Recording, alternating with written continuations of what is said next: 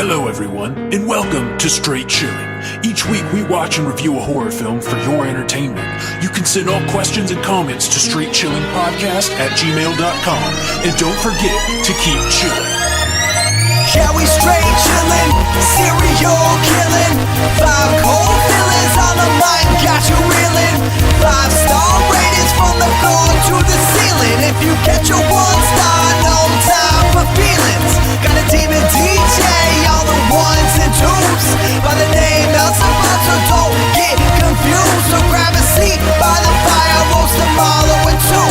And prepare to hear the legend of the Straight Chillin' crew. What up, nerds? Welcome to another Mother's Day special-rific Rama episode of Straight Chilling. My name is Bob, and I'll be your host for the evening. This is episode number 214, recorded on Sunday, May 12, 2019. Today, we're going to be talking about a movie called The Frighteners, as was chosen by our Patreon supporter, the one, the only, the lovely, the succulent, Jim G. Baby. Before we get into the review, let's go ahead. Let me introduce everyone else on the show. First up, calling in from Washington, D.C., once again, my boy Randy Gandy G. Landy. Hey, everybody's glitching out on me again. Oh, Randy. You can't see us. I can see it now. Okay. It came back right as I finished my comment. So it's great. Everything's great. We're not doing that again. I'm in Washington, D.C. again. Name's Andy. Let's continue. The professionalism will not be stopped by any unprofessional acts. Last but not least, calling in from Southern Korea, my boy Soju. What up? It's your boy. What are we doing? Mother stains today? Mother stains. Yeah. Mother stains. Mother stains just don't come out. They just don't. They're there forever. What stains come out easily, Randy? Because Satan stains are tough to get out. Tom Cruise stains are hard to get out. Tom Cruise stains are real easy to get out. They never gotta leave. ignore them. They go away. Yeah. You can't even OxyClean them bitches. I can't wait till we do our Father's Day special. I get to be Daddy Stains. Oh my God. And I'm going to edit that shit That's out. eliciting some thoughts. Yeah, that's eliciting some things that shouldn't be spoken aloud. What is wrong with you? What's wrong with you, Bob? Just There's nothing wrong with me. A third time. Randy, how's driving across country? It was fabulous, of course. Becky and I went from Santa Barbara, California to Washington, D.C. in just under 8 days. Good Lord. We tried to keep it to like 6 to 8 hours of driving a day, though we did do a nice 12-hour stint. So it was a lot of driving, but we saw a lot of shit too. We saw a lot of fucking Arches State Park, a lot of state parks, national parks, excuse me. So it was great in that regard, but we're happy to be settled. Good. I can imagine so. That's a shitload of driving, man. Yeah, it is. And what got us through it was everyone's favorite true crime goddamn podcast. That shit will just it's like taking a Vicodin for the road. It's just you're just like narrowed in on whatever's going on with Curtis Flowers or whoever else, and the miles just waste away. Highly recommended. Don't do drugs. Cool. Very, very cool. Well, I'm glad you're safe and sound in Washington, D.C. once again. I mean, relative, but sure. Nestled away in the nation's capital. I like it. Or nothing bad ever happened. Nothing at all, man. Let's hit some housekeeping right quick. A reminder that the June poll pick is posted on our Patreon website. If you support us at the $5 level or above, you can vote on a movie we're going to be talking about this June. The theme for June is Korean movies. We got 3 movies up there for you to vote between. We've got A Tale of Two Sisters, The Wailing, and Thirst. Make sure you vote before the end of May, and we'll be talking about the winner of that next month. Hey, Bob, who won this month, rather? Inside was the winner. Oh, way to take it, Randy. Inside. 1 vote. You missed that. I am excited about that. Yeah, I did not catch the big reveal, but I'm excited about that shit. That movie is bonkers as fuck. It is. I know. By the way, today the boys are back. I mean, God, we haven't been squatted up in a couple episodes now. That's true. That's true. Yeah. Yeah. That's why this one's going so the mothers well. brought us back together. The What, Mother Superiorum? We're here for the mothers. The Danzig mothers? Oh, yeah. Hey, Juice, you got any YouTube or Twitch news? Are we doing housekeeping? All right. I wish I was drunk too, so I could have an excuse for how this is going so far. It's gone smooth, Randy. Cheers. It is May, and we have started a new Vidge game on the Twitch. It is a game called Bindi and the Ink Machine.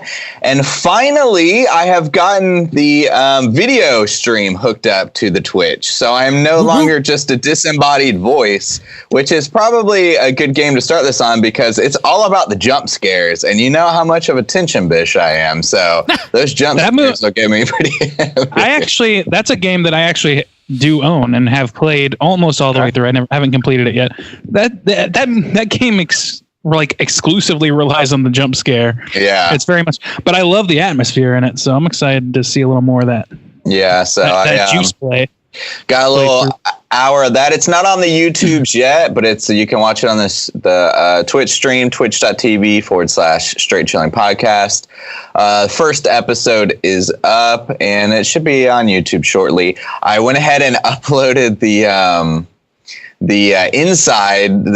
of Inside up on YouTube if you want to watch that. And I had forgotten how blown my mind was by the end of that game. So if you're interested in that, that's up on YouTube as well. I just could not handle that. I still can't quite handle the ending of Inside. I'm still wrestling with what the fuck that game was. So that's up on there. But yeah, other than that, everything's going smooth. That's about it, I think.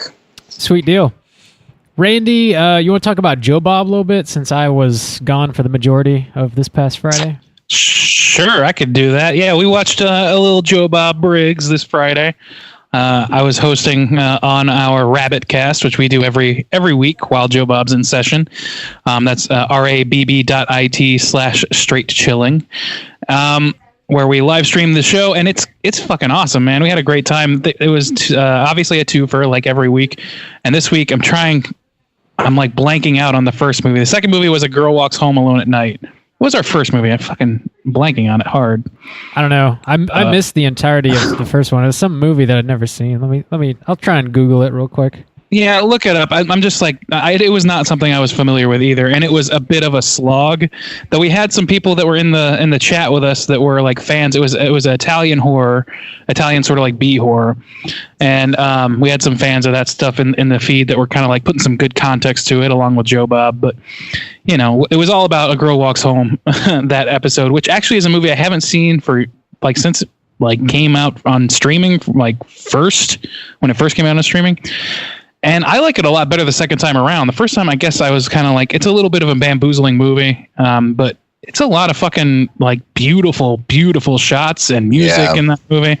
And it's the original, right? It's not the American remake they were showing. Is there an American remake? No, well, it is.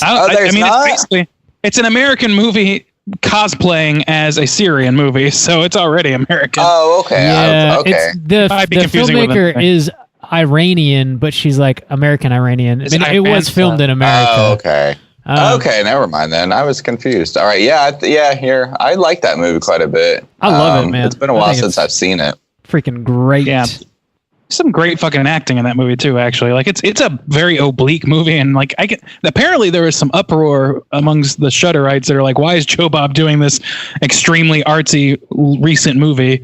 Because apparently Joe Bob's supposed to be limited to exclusively pure schlock. But I mean, I was glad he did. It's good. I like hearing about what Joe Bob has to say about all kinds of movies, even when he's. That one's grown on me for sure. That was one that at first I was it's beautifully shot.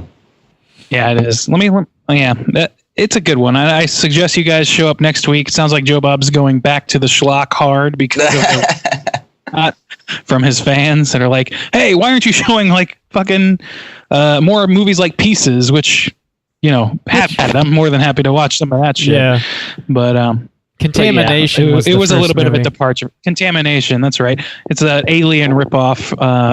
Was it Italian? It was a foreign film that was cosplaying as an American film, and it was really interesting. It was basically a bunch of like snot-looking eggs that made farting sounds, and then eventually like turned into like chest bursters essentially and made people's chests burst. Yeah.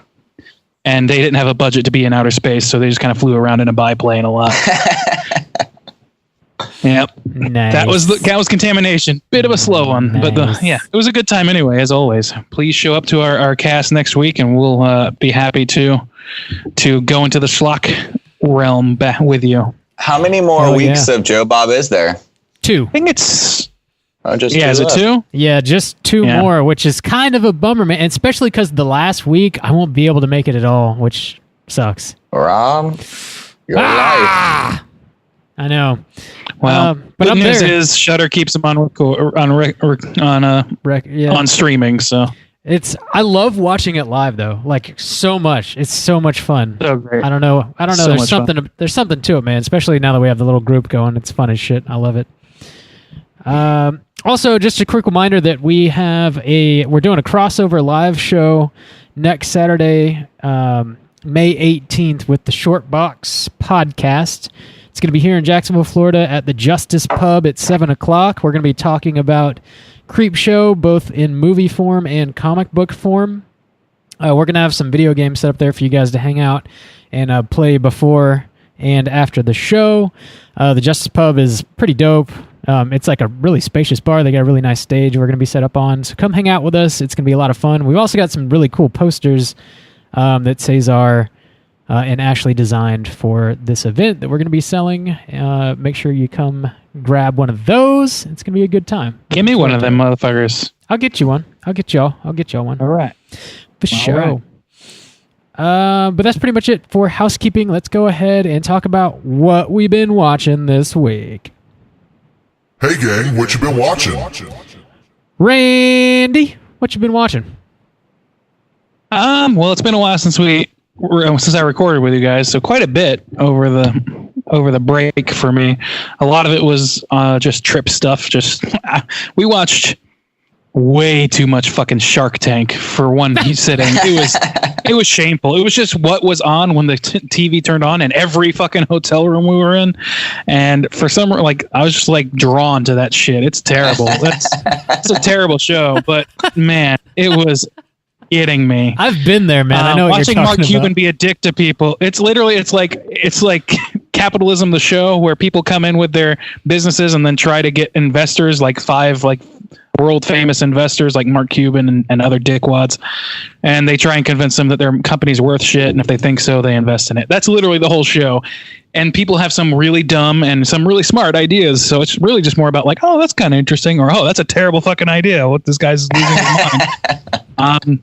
Yeah, so it's really, that's about it. That, and then when I finally got here, I started like hitting that Criterion channel a little bit. I watched Rashomon last night, which was pretty great, and not really what I expected either. It was like there's been a lot of like, you guys are familiar with Rashomon, right? Like the multiple perspectives on a single story. It's basically like a movie trope now.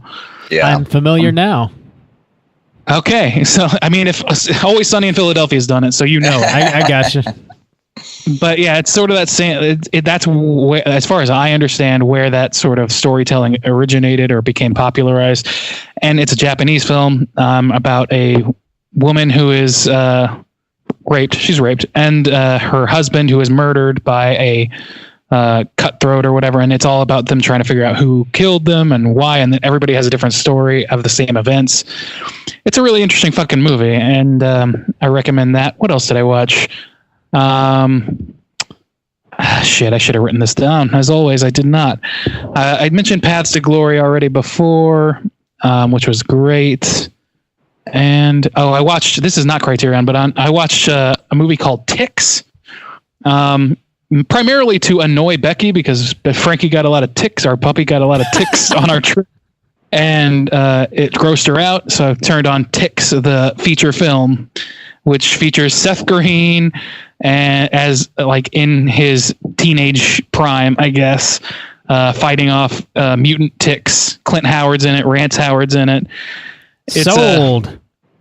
It's a bad fucking creature feature. ticks are kind of nasty. Ooh. Yeah, they're disgusting. But you know, whatever.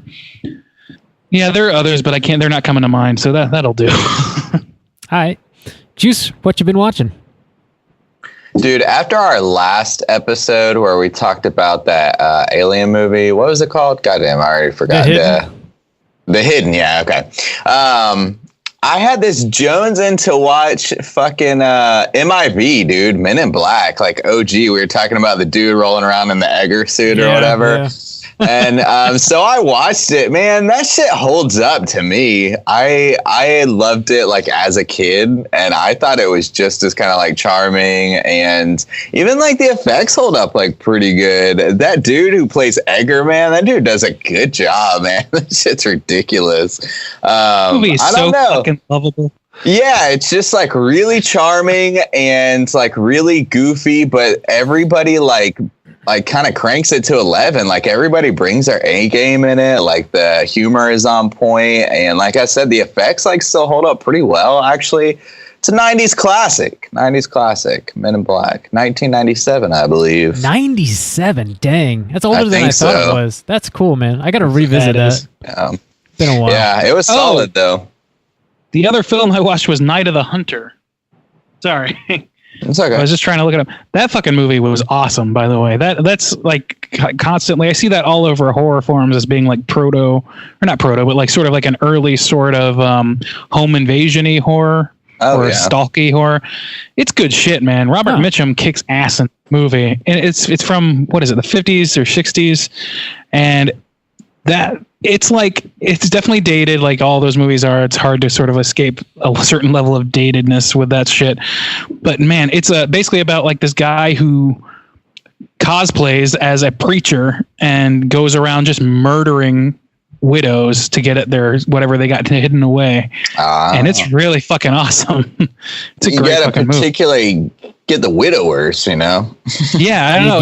He's like the thing is like he's not just pretending to be a preacher. He also like believes that he is an instrument of God. He has a faith of one, and he's like carrying out God's will by killing a bunch of widows. It's crazy.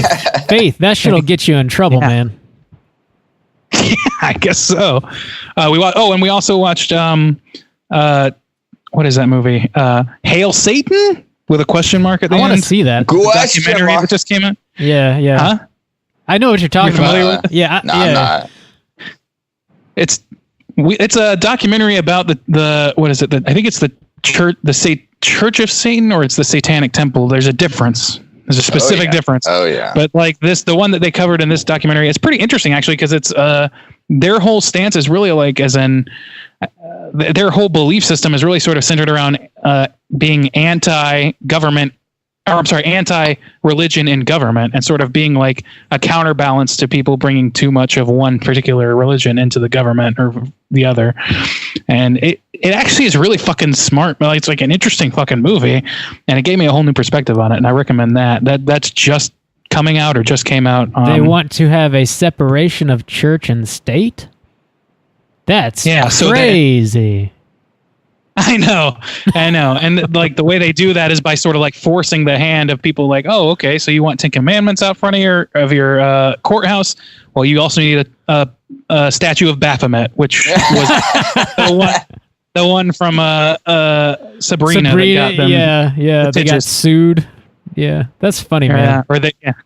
It's fascinating, and they actually go into some like pretty good detail about like what their aims are and stuff. It's good. I recommend it. Nice. I want to watch that. Is that a Netflix documentary, or was that? I saw it in a theater because it was just like I think it was at one of the festivals or several of the festivals, and I think it's sort of like slowly got a limited release. Eventually, I'm sure it will be streaming somewhere. Yeah, matter of time. But can't say where it is just yet.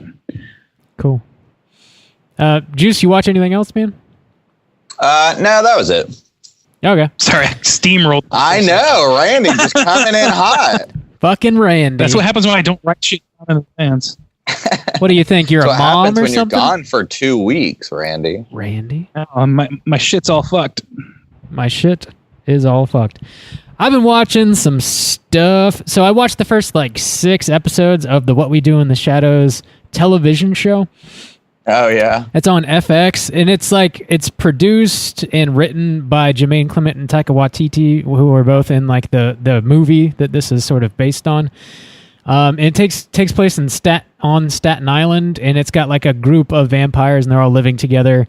And some of the episodes are like directed by Jermaine Clement and Taika Waititi. I think they may have directed them all. I'm not totally sure about that, but I think it's a strong team. I like both those guys. Yeah, dude. Yeah, and it's fucking hilarious, man. It is so. I feel like it's so much better than I ever really would have thought it could be, because like that first movie, they really cash in on a lot of the vampire tropes, and they make fun of like all these different types of vampires. And I was like, what are they going to do with 10 episodes that they didn't already do in that movie? Like, is it going to be like a massive retread? And they totally expand upon it. Like, they do have like some like your classic normal type vampires, but then they also have like what they call an energy vampire in there. I saw like from the ads or the commercials. Yeah. What does that entail? It's like the boring monotone dude at the office that corners you in your cubicle and talks to you about like a broccoli and just like zaps you of your energy. His name is Colin, and it's like so it takes this whole like Office Space vibe that they have going on with like the vampires in the movie, and then they actually take you to fucking Office Space with it, like full force. It fucking cracks me up, man. It's really funny, and they got more werewolf stuff going on too. It's just really funny. Apparently, the episode that aired this past weekend, which I was unable to watch, has a bunch of cameos, like vampire cameos. I don't really know who was in it, but that was on the internet. Let me ask you this. Clarify this for me. Yeah. I think I know the answer, but just so I'm sure. So Taika and Jermaine, neither of them are in the show proper. They're just producing and involved in the creation, correct? At least not yet, yeah. As far as I know, they're not going to be in it at all. Yeah. Oh, so it's not like their characters were taken up by somebody else. It's like a totally whole new set characters. Yeah. And they have like one of the main vampires is like a female vampire, which they didn't have that in the movie. So they have like different aspects going on, and they've got this super ancient vampire that like comes to Staten Island, and he wants to like dominate the world, starting with Staten Island. It's great, man. They go to like these city council meetings and stuff. It's great. It's good, man. I also watched another Vinegar Syndrome movie, which I'm sure comes as no surprise whatsoever, but it's called Frightmare. AKA, Bob, how many hang on, we got to do the weekly count. How many Vinegar Syndromes have you purchased this week? This week, I've just ordered one. Oh, no. Just one. Okay. You're slacking. We got to keep a tally rolling for your intervention. I think you might actually have Vinegar Syndrome at this point. I have officially contracted the titular Vinegar Syndrome. You're a carrier. They are having their half off sale this Friday, so God only knows what's going to happen then. You know, I make no promises. But this movie, Frightmare, is also known as the Horror Star. It basically it's about this. It's a movie from the 80s. It's about this guy who is an actor. He's an elderly gentleman who is famous for acting in these horror movies, portraying like vampires and whatnot, similar to that of like what you might see like in a Hammer horror movie or something. So he dies, and these kids steal his corpse and take his corpse back to his mansion that he used to live in. And this psychic like resurrects his body, and then he starts murdering all these kids in his mansion that's also filled with like horror movie memorabilia and stuff like that. It's pretty great. Tons of fog, tons of atmosphere. Pretty interesting. They lay it on thick. Well, shit. Like So thick. if there was just a show reel of fog, you'd give it 5 stars. I know you, Bob. This is how that works. Oh, give me that fog. Yeah. Oh, it's fun as shit. You're a fog hog, baby. I am. Can't get enough. I recommend it. Recommend Frightmare. Recommend What We Do in the Shadows. Slam your eyeballs into them. That's it for me, though. That's all I've been watching, pretty much. Let's go ahead and get to the main event, finally, and talk about the Frighteners. We'll kick it off with a little bit of the back of the box. I feel like Someone's going to sue us eventually for slamming their face into a computer screen. And they're going to say, Rob told me to slam my eyes. You told me to slam my eyeballs. Hey, I just make humble suggestions. It's up to you whether you do it or not. And Your also, humble suggestion is going to get someone killed. wear safety goggles. Come on, guys. Let's work. When you're slamming your eyes. Let's work safe, okay? So, The Frighteners from 1996. This is a Peter Jackson joint starring Michael J. Fox and some other people. So the plot synopsis. God damn. And the rest. And there's a lot of people. There's a Busey in it and some other people. So the plot Jeff synopsis. Combs. Yeah, Jeffrey Combs. Yeah, God, you're right. I'm sorry. I should have led with Combs. The plot is as follows. Yes, you should. Michael J. Fox stars as Frank Bannister, a small-town ghostbuster. They actually used that literal term on the back of the box.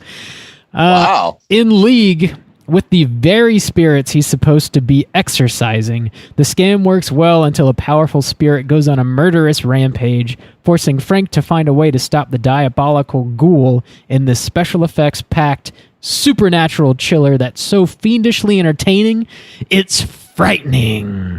Director's cut includes 13 minutes of additional footage.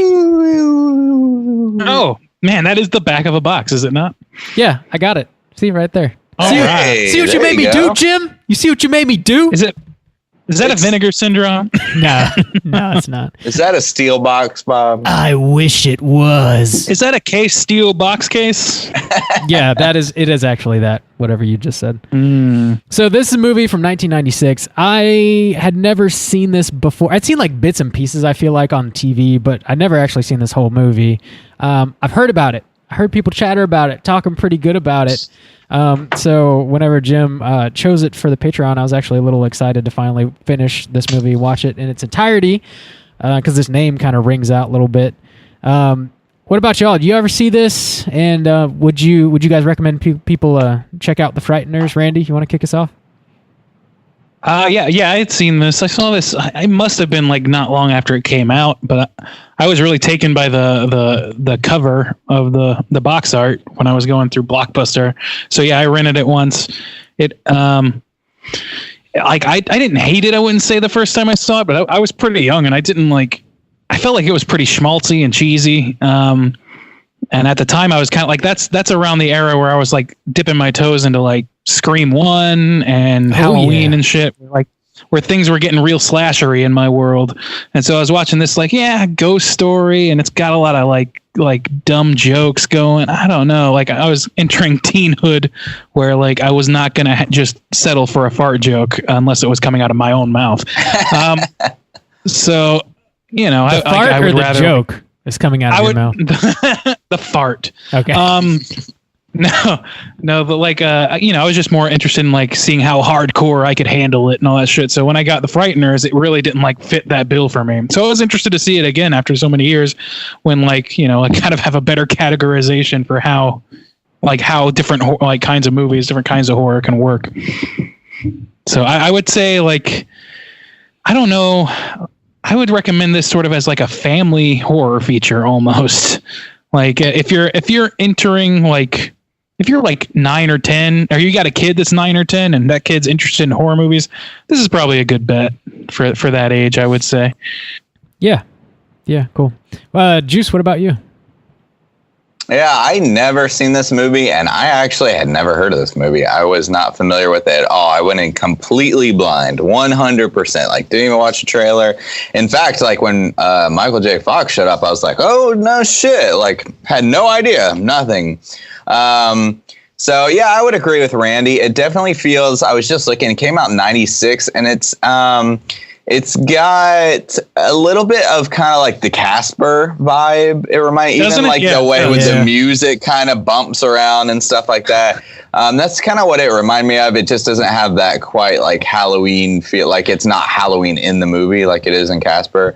But it does feel like, and it came out around the same time. So it feels like a good, you know, kid friendly, those kind of jokey moments or whatever movie, but not something that's like super scary by any means or anything, but mainly for kids, or if you're looking for like a fun family comedy, I guess.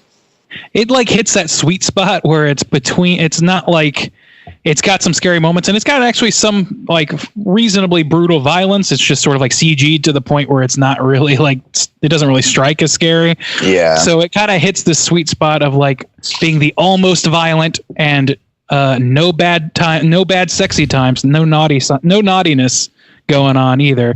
So it's at like that core American value family core movie. Yeah. There's no racy scenes, but there is just enough violence to keep your 10-year-old entertained. You do get some Jeffrey Combs upper male nudity, though, so watch out for that. A man's chest? Is that what we're going for? Yeah, that'll make your pants a little tight. Am I right? We do see some nipples, and they are Jeffrey Combs's. Yeah, I think, Hashtag daddy stains. Oh, Jesus. Jesus. Let your kids watch this movie. I don't know that I would really recommend this to adults. I don't know that I would, but yeah, I think it's probably pretty solid for kids. I think, for sure. So let's go ahead and get into the main event. I'll drop that spoiler warning, and we'll cut this bad boy up. Here we go. Spoiler warning. Alrighty, The Frighteners, 1996. So I think. So right when this movie starts, the first thing that I noticed about it is the freaking music, the score, which as the credits roll, you find out is done by Danny Elfman, is fucking dope. I really, really like the music in this movie. I want to see standard Elfman. I didn't actually know it was Elfman, except that I was just like, it's Elfman. Yeah, he's got that. Your Elfman sense tingles. He's got a sound that he sticks to. But it also like made me think, oh, so Beetlejuice. Like when you hear that Elfman sound, you just think like, oh, Beetlejuice, or like Tim Burton. So that was just like implanted in my brain from the get-go. So I unfortunately was just like comparing this shit to Beetlejuice for a large portion of the movie. Dude, this movie, I think that is what this movie wanted to be, was Beetlejuice in a lot of ways. Yeah. Like I think, like not just like the inclusion of Elfman, based, I guess. Yeah, it's like an art, like not artsy necessarily, but sort of like visually striking. I think it wanted to be like a visually striking, comedic take on ghost stories. Yeah. But it like the visually striking part really doesn't land the same way because this is proto CG. I was actually.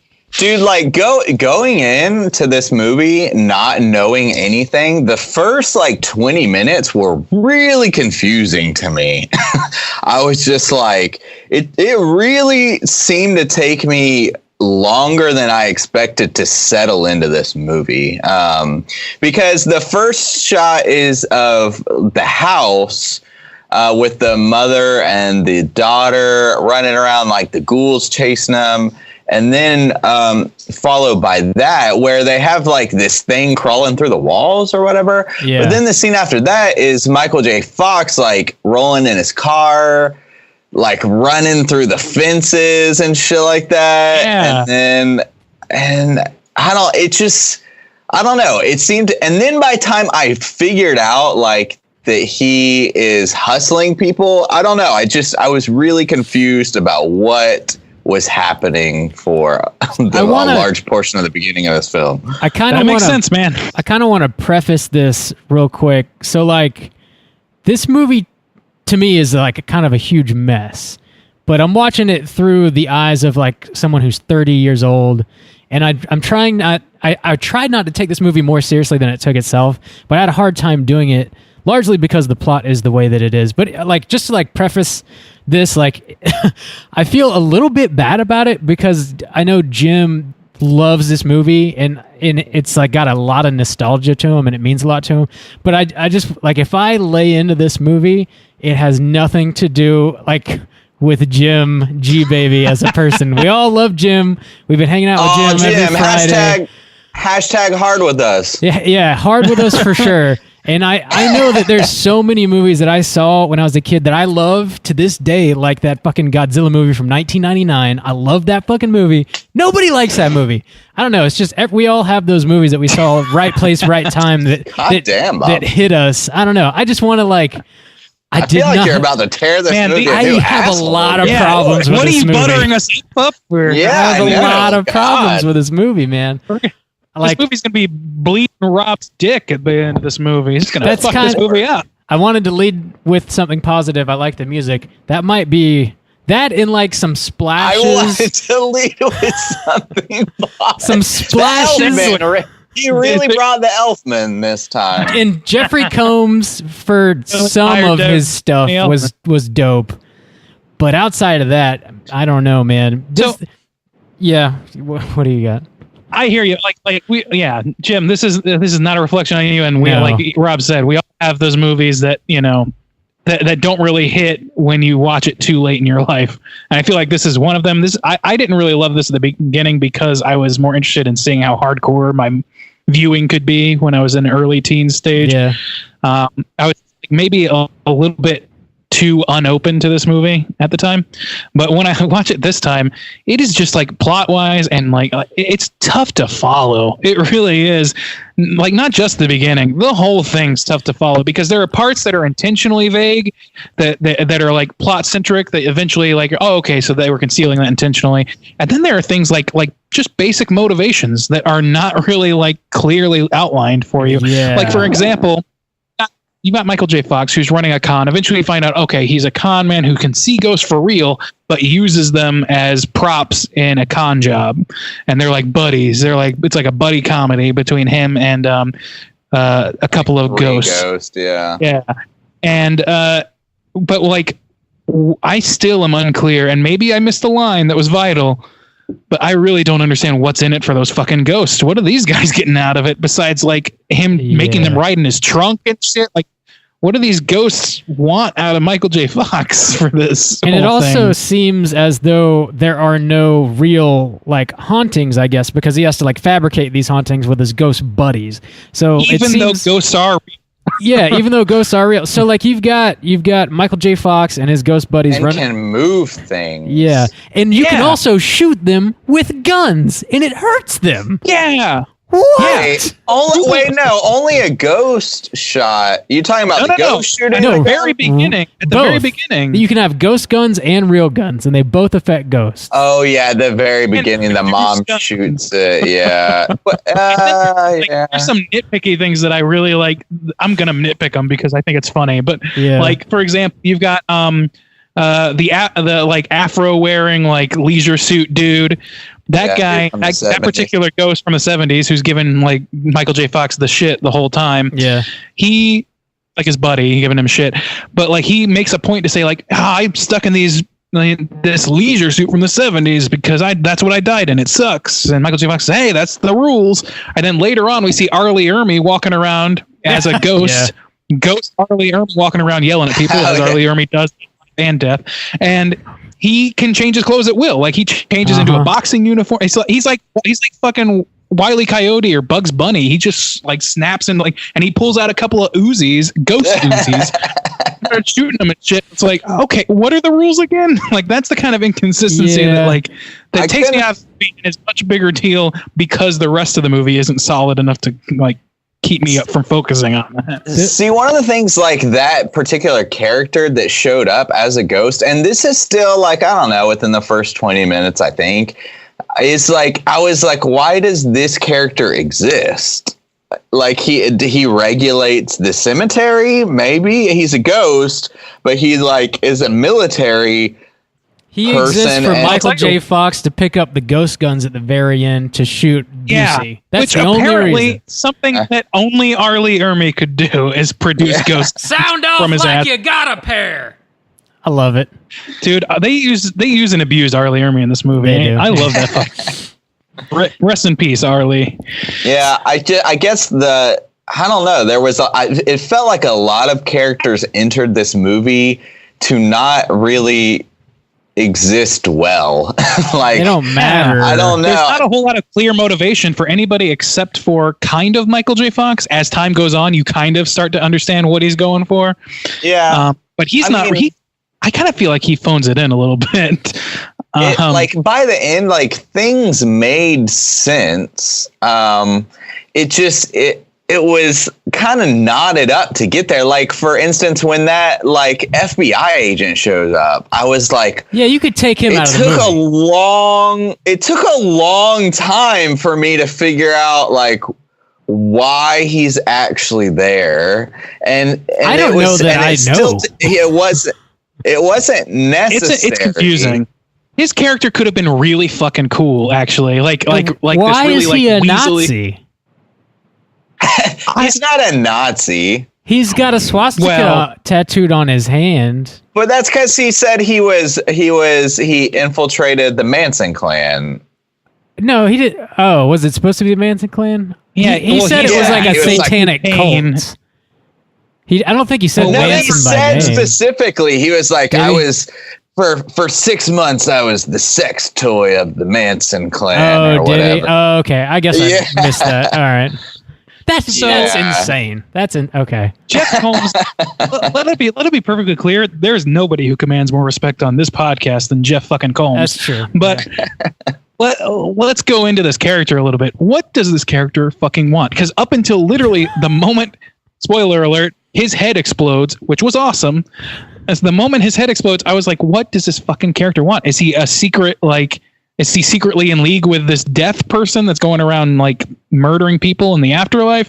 Is he like an FBI and not really an FBI agent? Is he really an FBI agent and just doesn't believe it? And I think that's what it is that he's like, I think he's like trying to disprove Michael J. Fox. Like, his whole thing is like, oh, you infiltrate. I don't know. Right. I don't know why the cult thing necessarily ties in. He's like, oh, I get the fruity cases, but his whole thing is like, I live with cults. So he's like, I've lived with cannibals, I've lived with the Manson clan, and all these different things. It's like, well, why are you trying to bust a bogus ghost hunter? Like, why is that your thing now? Well, because he thinks he murdered however many people, which Okay, that's Like true. 12. yeah, there is like, yeah, there is a contingency of like people that have been murdered, and he's trying So- to pin it on Michael Fox. But if y'all don't mind indulging me, I'm going to try and encapsulate the plot of this movie just like very, very quickly, like in a couple minutes, like 2 minutes. Have at it, big dog. All right, buddy. All right, so we got Michael J. Fox, who is Frank Bannister. His wife is murdered, and he's got this like trio of ghosts that he's running this con with, and then he runs into this dude's fence, who turns out to be like this jock, roided out douchebag, who's got a girlfriend who's also a doctor. Her name is Lucy. Lucy goes to make a house call and help this crazy lady named Patricia, who's hurt her hand, who lives with her mother.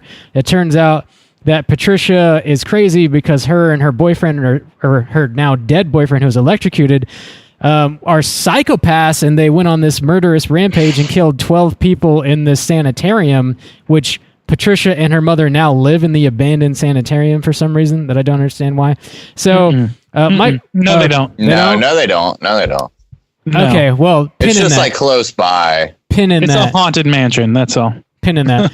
So Michael J. Fox was like kind of under suspicion for murdering his wife very loosely, and then now that this Grim Reaper character has come to town and starts killing people again, he's like under suspicion for killing these people too for some reason. And this FBI Nazi guy comes into town, and he's on the case trying to bust Michael J. Fox. And then Michael J. Fox starts to fall in love with Lucy, who then like freezes Michael J. Fox and like puts him like in a near death experience, so he can like go out of his body and try and kill this Grim Reaper character, who turns out Really paying off that doctor. who the Grim Reaper character just turns out to be the murderous psychopath who was electrocuted, played by Busey. Who, like, why the fuck is he dressing up as the Grim Reaper? Who is he hiding from? I don't understand that at all. Anyway, and it all sort of like culminates in this like big chase through this abandoned sanitarium place, and like Michael J. Fox, who he actually does die for the second time, somehow rips Patricia's soul from her body. Who basically Patricia and the ghost Busey are just like killing people again. That's sort of like the big reveal at the end. He like rips Patricia's soul from her body and starts dragging her to heaven with him, but then Busey steals her back, and then they fall to hell down this like big dragon serpent esophagus thing. They got a sandworm. Yeah, exactly. And The movie then even has a sandworm. and then it ends happily ever after with Michael J. Fox and Lucy together, and all of a sudden Lucy can see dead people too because she survived a traumatic experience, and that's kind of the loose plot of the movie. So, are you sure they don't live in the sanitarium? Because they're in the house running around, and then they all of a sudden find the ashes of Busey, and they're like, "Oh, we got to take this to a church. We got to take it to the other side, which is going to do." No, I don't know what. That's in their house, and they like run outside. So it's like seems like it's close by. But I thought they said like it's on the other side. The sanitarium's like four stories tall, because they're like, oh, the church is on the fourth floor or whatever. Like they actually enter it. You see them enter it. Okay, I guess it's just close. Whatever. It all looks dark and spooky. And that's the rough plot of this movie, and I skipped over some stuff for sure. Actually, I had forgotten about a lot of that. And the problem is it actually, like I said, it all makes sense, and I actually think that there's motivation for every character, except it's really muddy, and a lot of it didn't need to exist to tell this particular story, and oh man, it's way too long. It's like 2 hours. It's 2 hours long.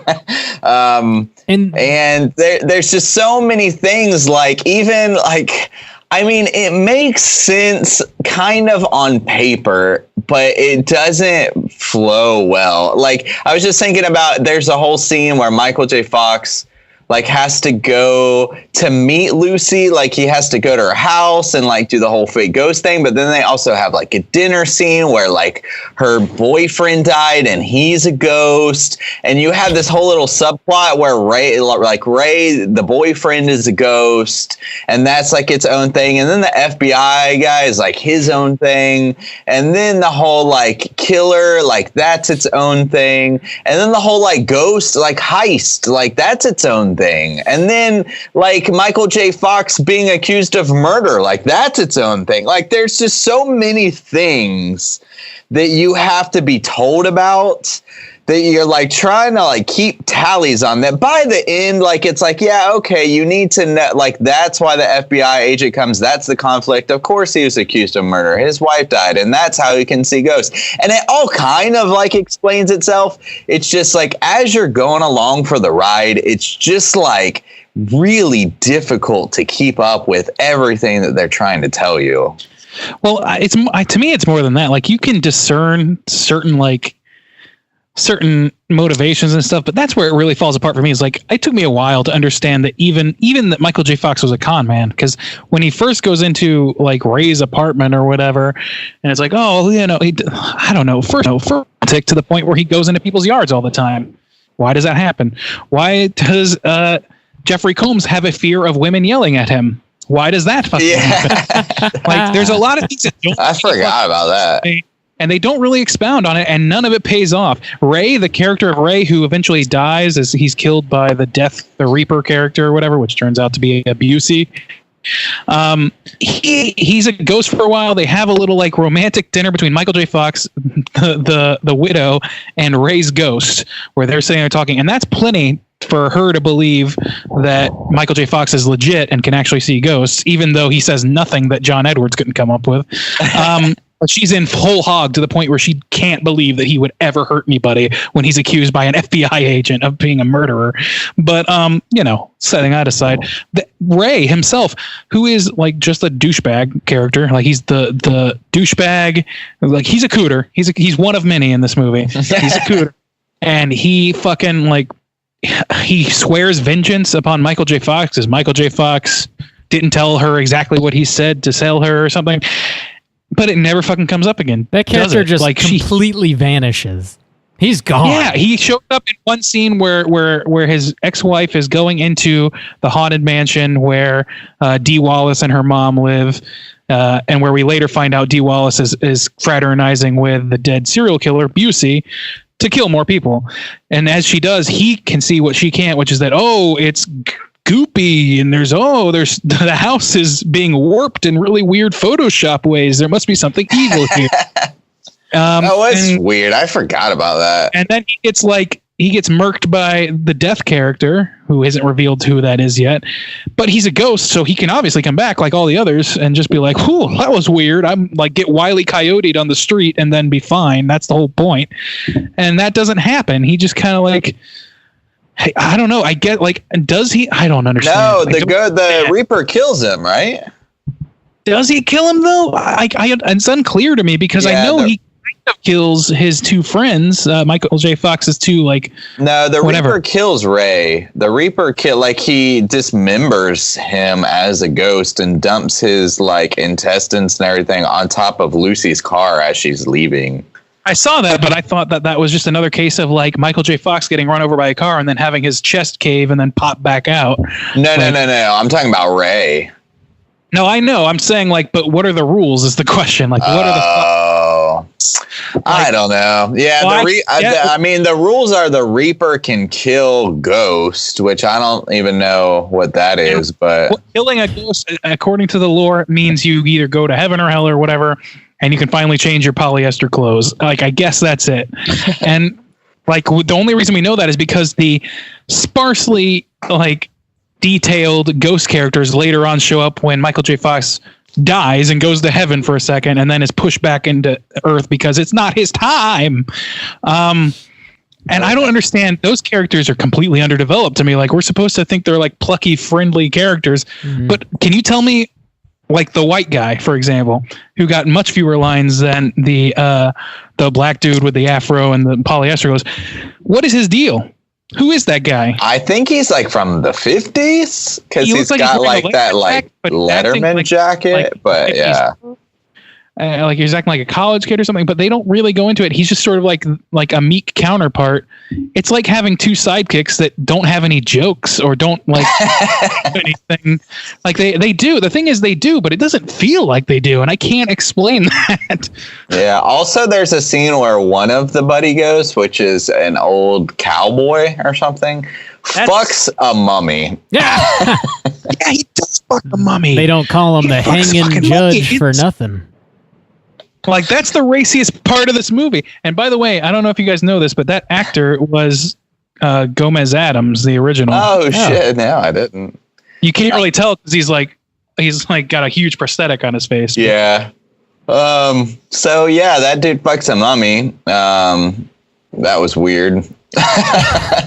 and disappears again. Fucking disappears. And then, he shoots the Reaper, and then he gets cut in half, and that's where you also assume that the Reaper can kill Ghost, because then they're like, "No, Judge," but you don't care because you just saw him fuck a mummy. And can any ghost kill any other ghost? Well, I don't know, because Judge comes in and he's like shooting the guns at the Reaper and he's like, "Yeah, I got him." But then the Reaper seems to have a special like scythe that like cuts Ghost in half. Yeah, maybe it's just that can do it, because Michael J. Fox shoots the Reaper like with his giant Arlie Ermy guns and at least subdues him, but he's not dead. He comes back. Yeah, that's a little unclear. So I don't. It's all unclear. I don't know. The rules are not where does that special come from? And that's why this movie, I think, works. Like the logic is almost there, but it's like so muddled by. Like, no, I think like Juice is right. Like, on paper, if you were to take this lore and like sort of like really solidify it, and then like give the audience a clue about it from the beginning, instead of just like sort of like, I don't know, not even easing them into it, just sort of like adding a bunch of people yelling contradictory things at each other right away. Like, I don't know. I think it could have been more interesting than it was. And it also is like their propensity to go for the really dumb jokes, even in like moments that are supposed to be really tense. It's pretty fucking distracting. I don't know about you guys, but I like after a while, I'm like, okay, I'm tired of one-liners, man. Like, they're not working for me here. Yeah. None of it is like really solid to me. It's so like we're following Michael J. Fox and he just like can do different things as the movie progresses. It's almost like they're like, hey, maybe we should have this cool effect here, but we have to justify that by allowing, Michael J. Fox to be able to see into the past for some reason. He can just do that now. So like or he can just have death experiences and come back. Yeah, he can just I die and didn't come even. back. I Yeah. didn't even like. By that time of the movie, you're right. I didn't even process that as like, why can he Yeah, do this? Yeah, but all I of a sudden he can just see There's his a wife's relinquishing murder. of power as a viewer. yeah. You're like, I okay. honestly, until this moment, did not even consider that. Yeah, well, that makes At sense a because certain the rest point- of the movie is just throwing whatever it can at the wall. So, like, why not? Yeah, that's really funny. That doesn't make a lick of sense. Yeah. I like the Dee Wallace character. I like that like they concealed that pretty well, I thought, but that's because the whole movie was fucking confusing, I think, about what her intentions, which turns out she's part and parcel to the murders. I She's couldn't like figure out why she didn't just kill her mom at any old time. That's a great question. I have no That's a idea. real- Yeah. So, like, her mom is like this huge ass bitch, and you think, oh, she's the bad guy, and she's like keeping her suppressed in the house. But then Lucy goes, and she's like, oh, I'm gonna set you free. Oh, it turns out that chick is actually controlling the Reaper. She's the one who like helped him escape from hell and gave him his powers or whatever. And she's actually a psychopath too. She actually enjoys it, and then she just kills her mom. So I'm like, yeah, well, which could have happened a lot earlier. yeah, because she does it like without Lucy there. It's not like she gets like a weapon from Lucy or like she just kills her. She Yeah. just stabs her. Well, she has that utility knife the whole time. She could have just used that, you know? Oh yeah, and framed was Michael that J. ever Fox. Explained? Was that explained? Yeah, Yeah, so that was the murder weapon used to kill Michael J. Fox's wife that conveniently had like his initials Well- written on it because it was his tool. I But- know, but how did she get it? Because she Because it killed was his in his wife. car.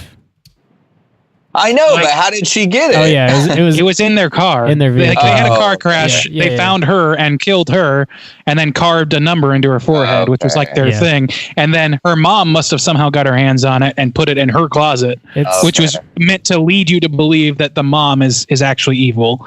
But it's Dee Wallace. the number thing being all like CG'd was dumb, but I like that concept because it's like a visual representation of like your number being up, you know? I thought that's kind of neat. No, I don't hate that either. Like as a plot thing, it's just really like the CG is so goddamn distracting in this movie. It really is, yeah. Like that combined with the absolute like relentless jokes that are constantly flying. Like this movie does not seem to want to be anywhere near serious. But it asks you to really like think about what it's trying. Like it's almost like you have to really think about it. Intricate thoughts in order to understand what is even happening. You have to, yeah. So it's hard to even take it at face value because if you do, you won't have any idea what's happening. At least in a Steven Seagal movie, you can think, okay, Seagal got wronged, and now he's going out for vengeance by killing a bunch of mobsters. Like End Judy of chopping synopsis. people's heads off.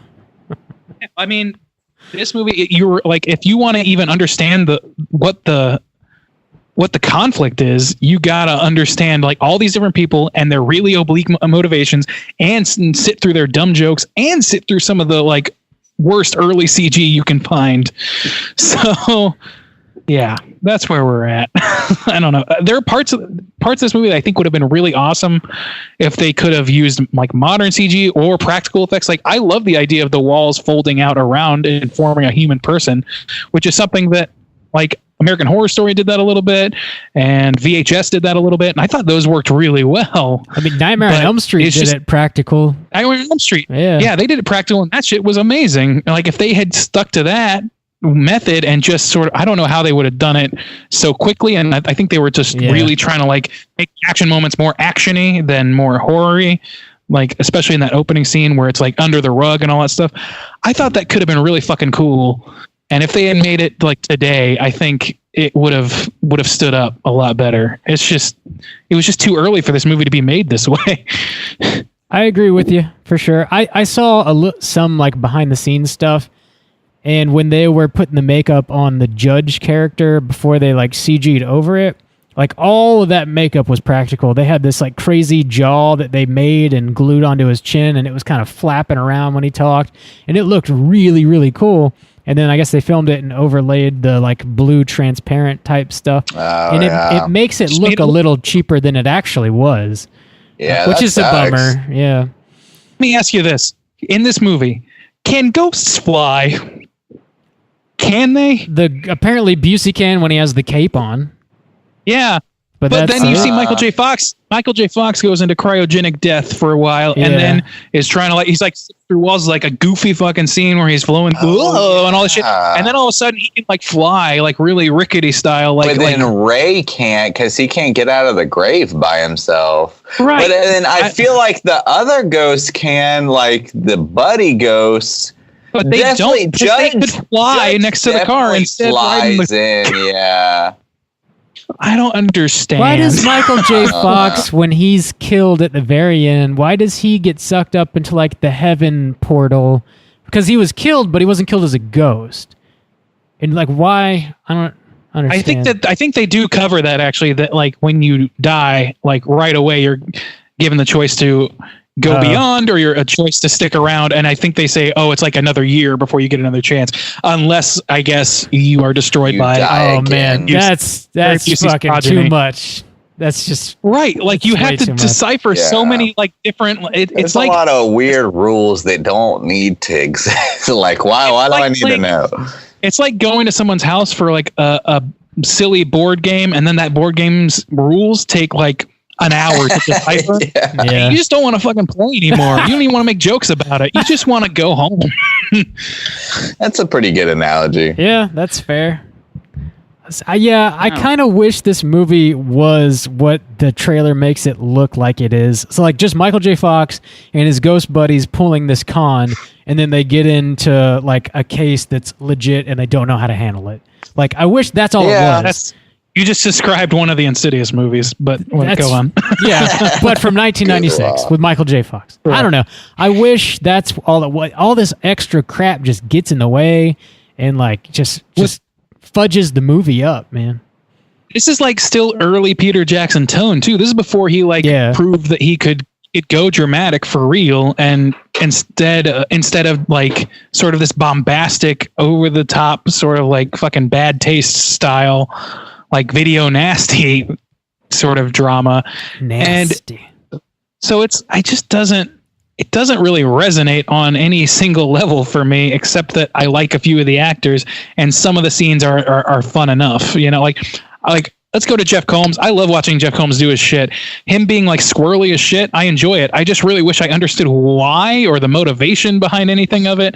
And by the end, it's not really that much clearer for me, or it wasn't like that. Like I kind of expected more from him. I thought him to be like an undercover agent of death or something, or to at one point he has the girl locked up in a cemetery because he took her to a cemetery, because why not? I don't know. He's just like, I like cemeteries, and that's the end of it. He's going to keep her there for like 12 hours or something. To let Michael J. Fox die. Like, I get it. She needs to release Michael J. Fox from a freezer so that he won't die, because those are the rules of cryogenic death that we've established for some reason.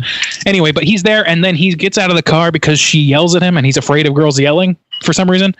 And he starts thinking, he shows off his mutilated chest, talking about his shit, and he's like, it's like he's trying to use powers, and the car starts backing out because Michael J. Fox, his ghost, is driving the car now. Yeah, so ghosts can drive cars. Ghosts can drive cars, and fucking like Jeff Combs is sitting there like, oh, I have power. So was he after power the whole time, like otherworldly power, or was he dubious of it? Remember what is when? his Remember when he kind of comes clean to Michael J. Fox about how he's like really hunting him, and he thinks, so he actually believes in telepathy, and he thinks that Michael J. Fox kills people with his brain. He thinks he can stop people's hearts with his brain. So he then takes his shirt off. The first time he takes his shirt off, he's wearing a lead vest, because that's going to block the telepathic powers from stopping his heart. And fly through walls. What is happening? You can't stop me. I have a lead vest. I forgot about that. Okay, that's so heavy. That is some like 7-year-old playing cops and robbers logic. It's like, no, I'm wearing a vest. You can't ghost me. What are you fucking talking about? Weird. Oh man, dude, so many of these things that you're bringing up, I kind of just forgot. That's understandable. This movie starts with after a while, you just kind of have to give it Silence of the Lambs moment for you, where you're just like, okay, this is going to happen, and I got to finish it. So. There's so many weird details of like rules like that. Like, can ghosts not go through lead? But they don't matter at all. Like, oh, I got this lead vest. And like, you're kind of like, well, I mean, it kind of makes loose sense because... But not really. Like, just because maybe you've experienced, like, I don't know, what, Superman can't see through lead. There just seems like loose enough rules where you're like, okay, lead, yeah, okay, ghost can't go. But you really, like, get to I got an anti-laser vest. Just, like, your brain just shuts down and you just kind of let it wash it. But the problem is even once you do that, there's a lot of movies where that's the case and they can still be enjoyable. This movie kind of like it's really on the line with that because it relies so heavily on some of those details later on. And primarily for me, it still goes back to you just don't know what people are after. The only thing you know for sure is that Michael J. Fox wants to stop the Death character and that Jeff Combs is in the mix. Like that's really what you know. Those are the three major pieces of this puzzle. And that's all you got. Oh, and Lucy is involved. She plays both part damsel, part cohort, she does the whole gamut, but we don't even understand what she wants. Her fucking boyfriend was murdered like a week ago, and she's already like fallen for Michael J. Fox or some shit. I don't know. We gotta start landing this plane. Is there anything specific y'all need to mention before we rate it? No. Okay. I'm good. All right. Let's go ahead and kick it off. Juice, why don't you start it for us? Out of 5, how you feeling about the Frighteners? Man, this is tough, and I don't know if I hate it quite as much as you guys. But I have to admit, like, it got to a point to where I just kind of shut my brain off because one of the things going in blind is I didn't feel in the headspace to really watch this kind of movie. Like, once I figured out it was like super goofy, I really was just kind of personally like disappointed and just kind of like finished the movie, so a lot of those things like, oh yeah, the lead vest and like other things I kind of just forgot because I don't know. I thought it was really long. One positive thing I will talk about, since we've kind of been shitting on this for a while, is I like really the last, 20 minutes, like I like the whole asylum scene. Once it started to focus on like kind of maybe I guess the horror and the psychotic aspect, I really liked. Like that chick, she kind of like goes buck wild and she's hunting him through this like old, like haunted, fucked up like asylum, and that was like the darkest part. And like you get to see how back in the day her and her boyfriend just like went in and started shooting people up, and so those last 20 moments are actually like horrific in their idea and their premise and their need to like compete with these other murderers. Like, oh, how many have I killed so far? Have you killed 11? And then like sawing like numbers into their heads and hunting people down. And Michael J. Fox kind of like experiencing this. Like, I liked that. So like the last 20 minutes, I was like, oh, okay. Like, I'm really digging this, but to get there, it's definitely not worth the squeeze. I wish kind of like what Bob was saying. I wish maybe it would have started started off. I think actually Randy said it started off with like the ghost and the heist, and then maybe like, oh no, like they actually stumbled into this like Reaper deal, and then you kind of unravel like the darkness of the town or something. I don't know, but it's as it goes, this movie is really long and it's really convoluted with details that don't really matter. It does have a fun tone, and it could be good for like family horror type films or good for kids, but I don't have any strong attachment to it. It's coming from the 90s, so it was a bit of a slog for me. Overall, I don't know. I don't hate it as much as everybody else. So I'll give it Oh man, no. I'll give it a 1.5. Oh shit. Oh man, that was as high as I could go. All right. 1.5 from Juice. Randy, how you I feel? almost gave it a 2, but I couldn't. So yeah, this movie, there's something appealing in this movie if you look close enough that like some of the lore actually I think could work in a better put together movie, but there are some serious flaws, which I've already covered. But to add to them a little bit, I really think that Michael J. Fox phoned this movie in. It was hard for me to like read what he was going for in any scene, like for the most part. Like he just kind of always just kind of like spat out a one-liner or two, and that's really it. Occasionally he would act a little bit pained by the memory of his wife, but I didn't even really read that off of him much. So like I didn't see him as a traumatized dude. I didn't see him as much besides Michael J. Fox doing a job, which is disappointing because like everybody loves Michael J. Fox, and I'm sure that he would take issue with that, but I just didn't see it out of him. And he's the center point. He's the only character that you have to understand front top to bottom to understand the motivations of this movie, and he wasn't selling it for me. I also think that like a lot of this lore could have worked better if, for example, and this is like the easy solution, I'm sure there's a better one, if they just front loaded this movie with a Michael J. Fox voiceover. He's like, my name's Frank Barriston and I'm a ghost hunter. I've learned to see ghosts a few years ago after a traumatic event, which we'll go into later in the movie. And these are my friends, Ghost 1, Ghost 2, and Ghost 3. They help me run cons to stay afloat. Like that's like, if you're gonna be like sort of a silly movie like this, you might as well. Like it wouldn't have hurt for me to know those things going in, so that I could understand the significance of him.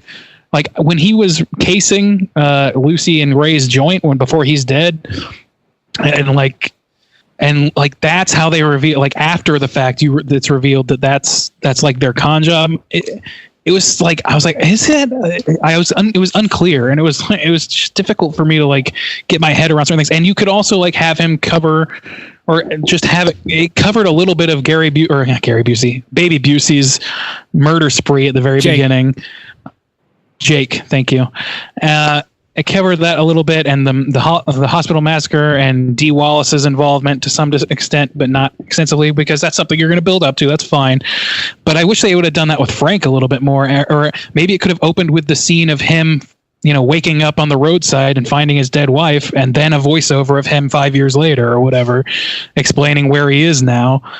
And then, I don't know. I just think that there's some simple ways you could have avoided this confusion that made all the like parts kind of difficult to decipher. And Jeff Combs, as much as I love watching him like go buck wild doing anything, really, it's not clear what his motivations are, and not in a way that I think they intended. I think it's like the fact that I'm still kind of confused about what he wanted or what he believed, even though he kind of explicitly says a few things. He just contradicts himself a little bit. And also, like, I don't know, he comes to like a really cool ending. I love watching his head pop and then his ghost head form underneath it. I thought that was great within the context of the rest of the movie. But I don't know. I don't want to go too deep into like rewriting it because I'm not a writer. Those are just simple ideas for how I would have probably enjoyed this movie better if I really understood the stakes and the issues that everybody what characters want is so important, and we didn't really get a clear picture of that for anybody in this movie. I don't think, not for the most part, except for Baby Busey, who just wants to shoot people. Yeah, I don't know. My score is going to be a 2 because there are parts of this that I think are salvageable and good, and I think that this is a movie that could be remade. Doesn't have to be, but if it was remade, like I think it could be a good. It doesn't even have to be scary. It could be a goofy movie too, but like, just kind of let us understand what they're going for. Kind of let us understand what the stakes are.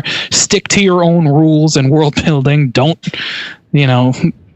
fuck up on little things like being able to change clothes as a ghost or what can kill what and all that shit. If you're going to detail it, you better stick with it. That's all I'm saying. If you're going to give it to us flat, then you better keep that fucking flatness unless you have a very clear reason why it's changing. So it's a 2 for me. I enjoyed, like Rob said, like Danny Elfman does a great job. It's just kind of like I didn't enjoy it as much because the movie was not hitting me right. And And I think that Jeff Combs is fun to watch, period. Like, I just enjoyed watching him do his shit. And those are probably the two highlights for me, honestly. It kind of fell short. Yeah. I really, like, I sensed something in this movie that could have been a lot better than what we got, and it just did not land any of it. Yeah, there are many nuggets planted in this movie that, like, if they had just taken one of them and made a movie out of it, I feel like it would have been cool. But it's just, I mean, I think I've probably said everything I need to say, but it's, Jim, I'm so sorry, man. This is not a reflection of you as a person at all. I know, and it's kind of, so Jim called in, left us a voicemail. We'll play it at the end of the show. But this is like, he says this is one of those movies, it's kind of like close to his heart and he grew up with and all that. So we all have movies like that. Man. I'm so sorry. It's just seeing it as a 30-year-old person, I think definitely, I just really couldn't get into it, which is unfortunate. I wish I could. But for me personally, I think I'm going to have to give this the solid 1 star. It's not for me. Rob, real quick, is your microphone on? Yeah, can you hear me? Yeah, okay. Randy's you guys have the same mic. His thing is flipped up and it's got a blue light on it, and yours is flipped down and there is no blue light. I was just concerned for you, buddy. Mine is up, but the light is definitely off. I don't know why, but okay. Yeah, I'm getting signal. Everything looks good. Thanks for double checking, though. Appreciate it. Okay, sorry. I was just... No, you're good. Little side note there. You're good.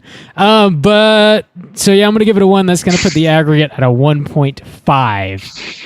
So that's... Okay. That's where Straight Chilling is landing on the Frighteners. This is not the worst movie I've ever seen. It's not. Just not... It's just a mishandled movie. It's just a mess. Like, I think that's the appropriate way to put it. Yeah, it's not the worst movie we've covered on this show by any means. That's for sure. It's just it's got some problems. We've covered The Farm. Yeah, this is a movie that you wanna Mars. Really. Everything about this movie, though, you want to enjoy Michael J. Fox as a ghost hunter. That sounds great. You want to enjoy Jeff Combs, and I do to a certain extent. Yeah. Jeff Combs going crazy and acting like a Nazi FBI agent. Yeah, Peter Jackson. For crying out loud, we all are fans of fucking Peter Jackson. It's just this movie was a swing and a miss. Brain Dead is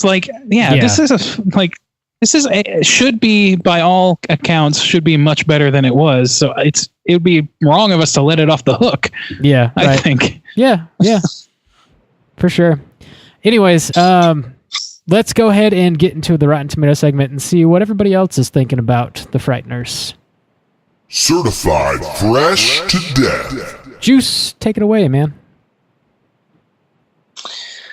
All right, let's hop into the old Rotten Tomatoes segment, see what we got here.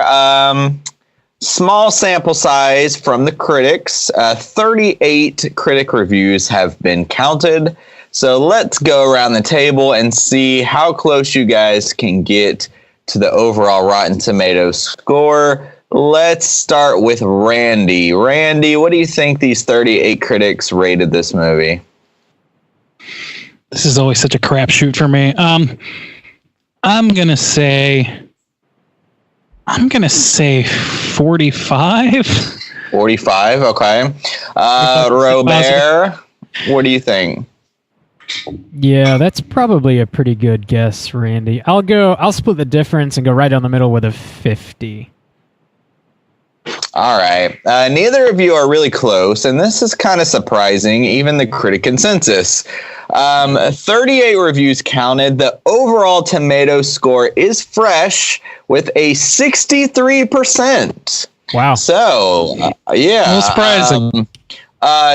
Let's see. 24 are fresh. 14 are rotten.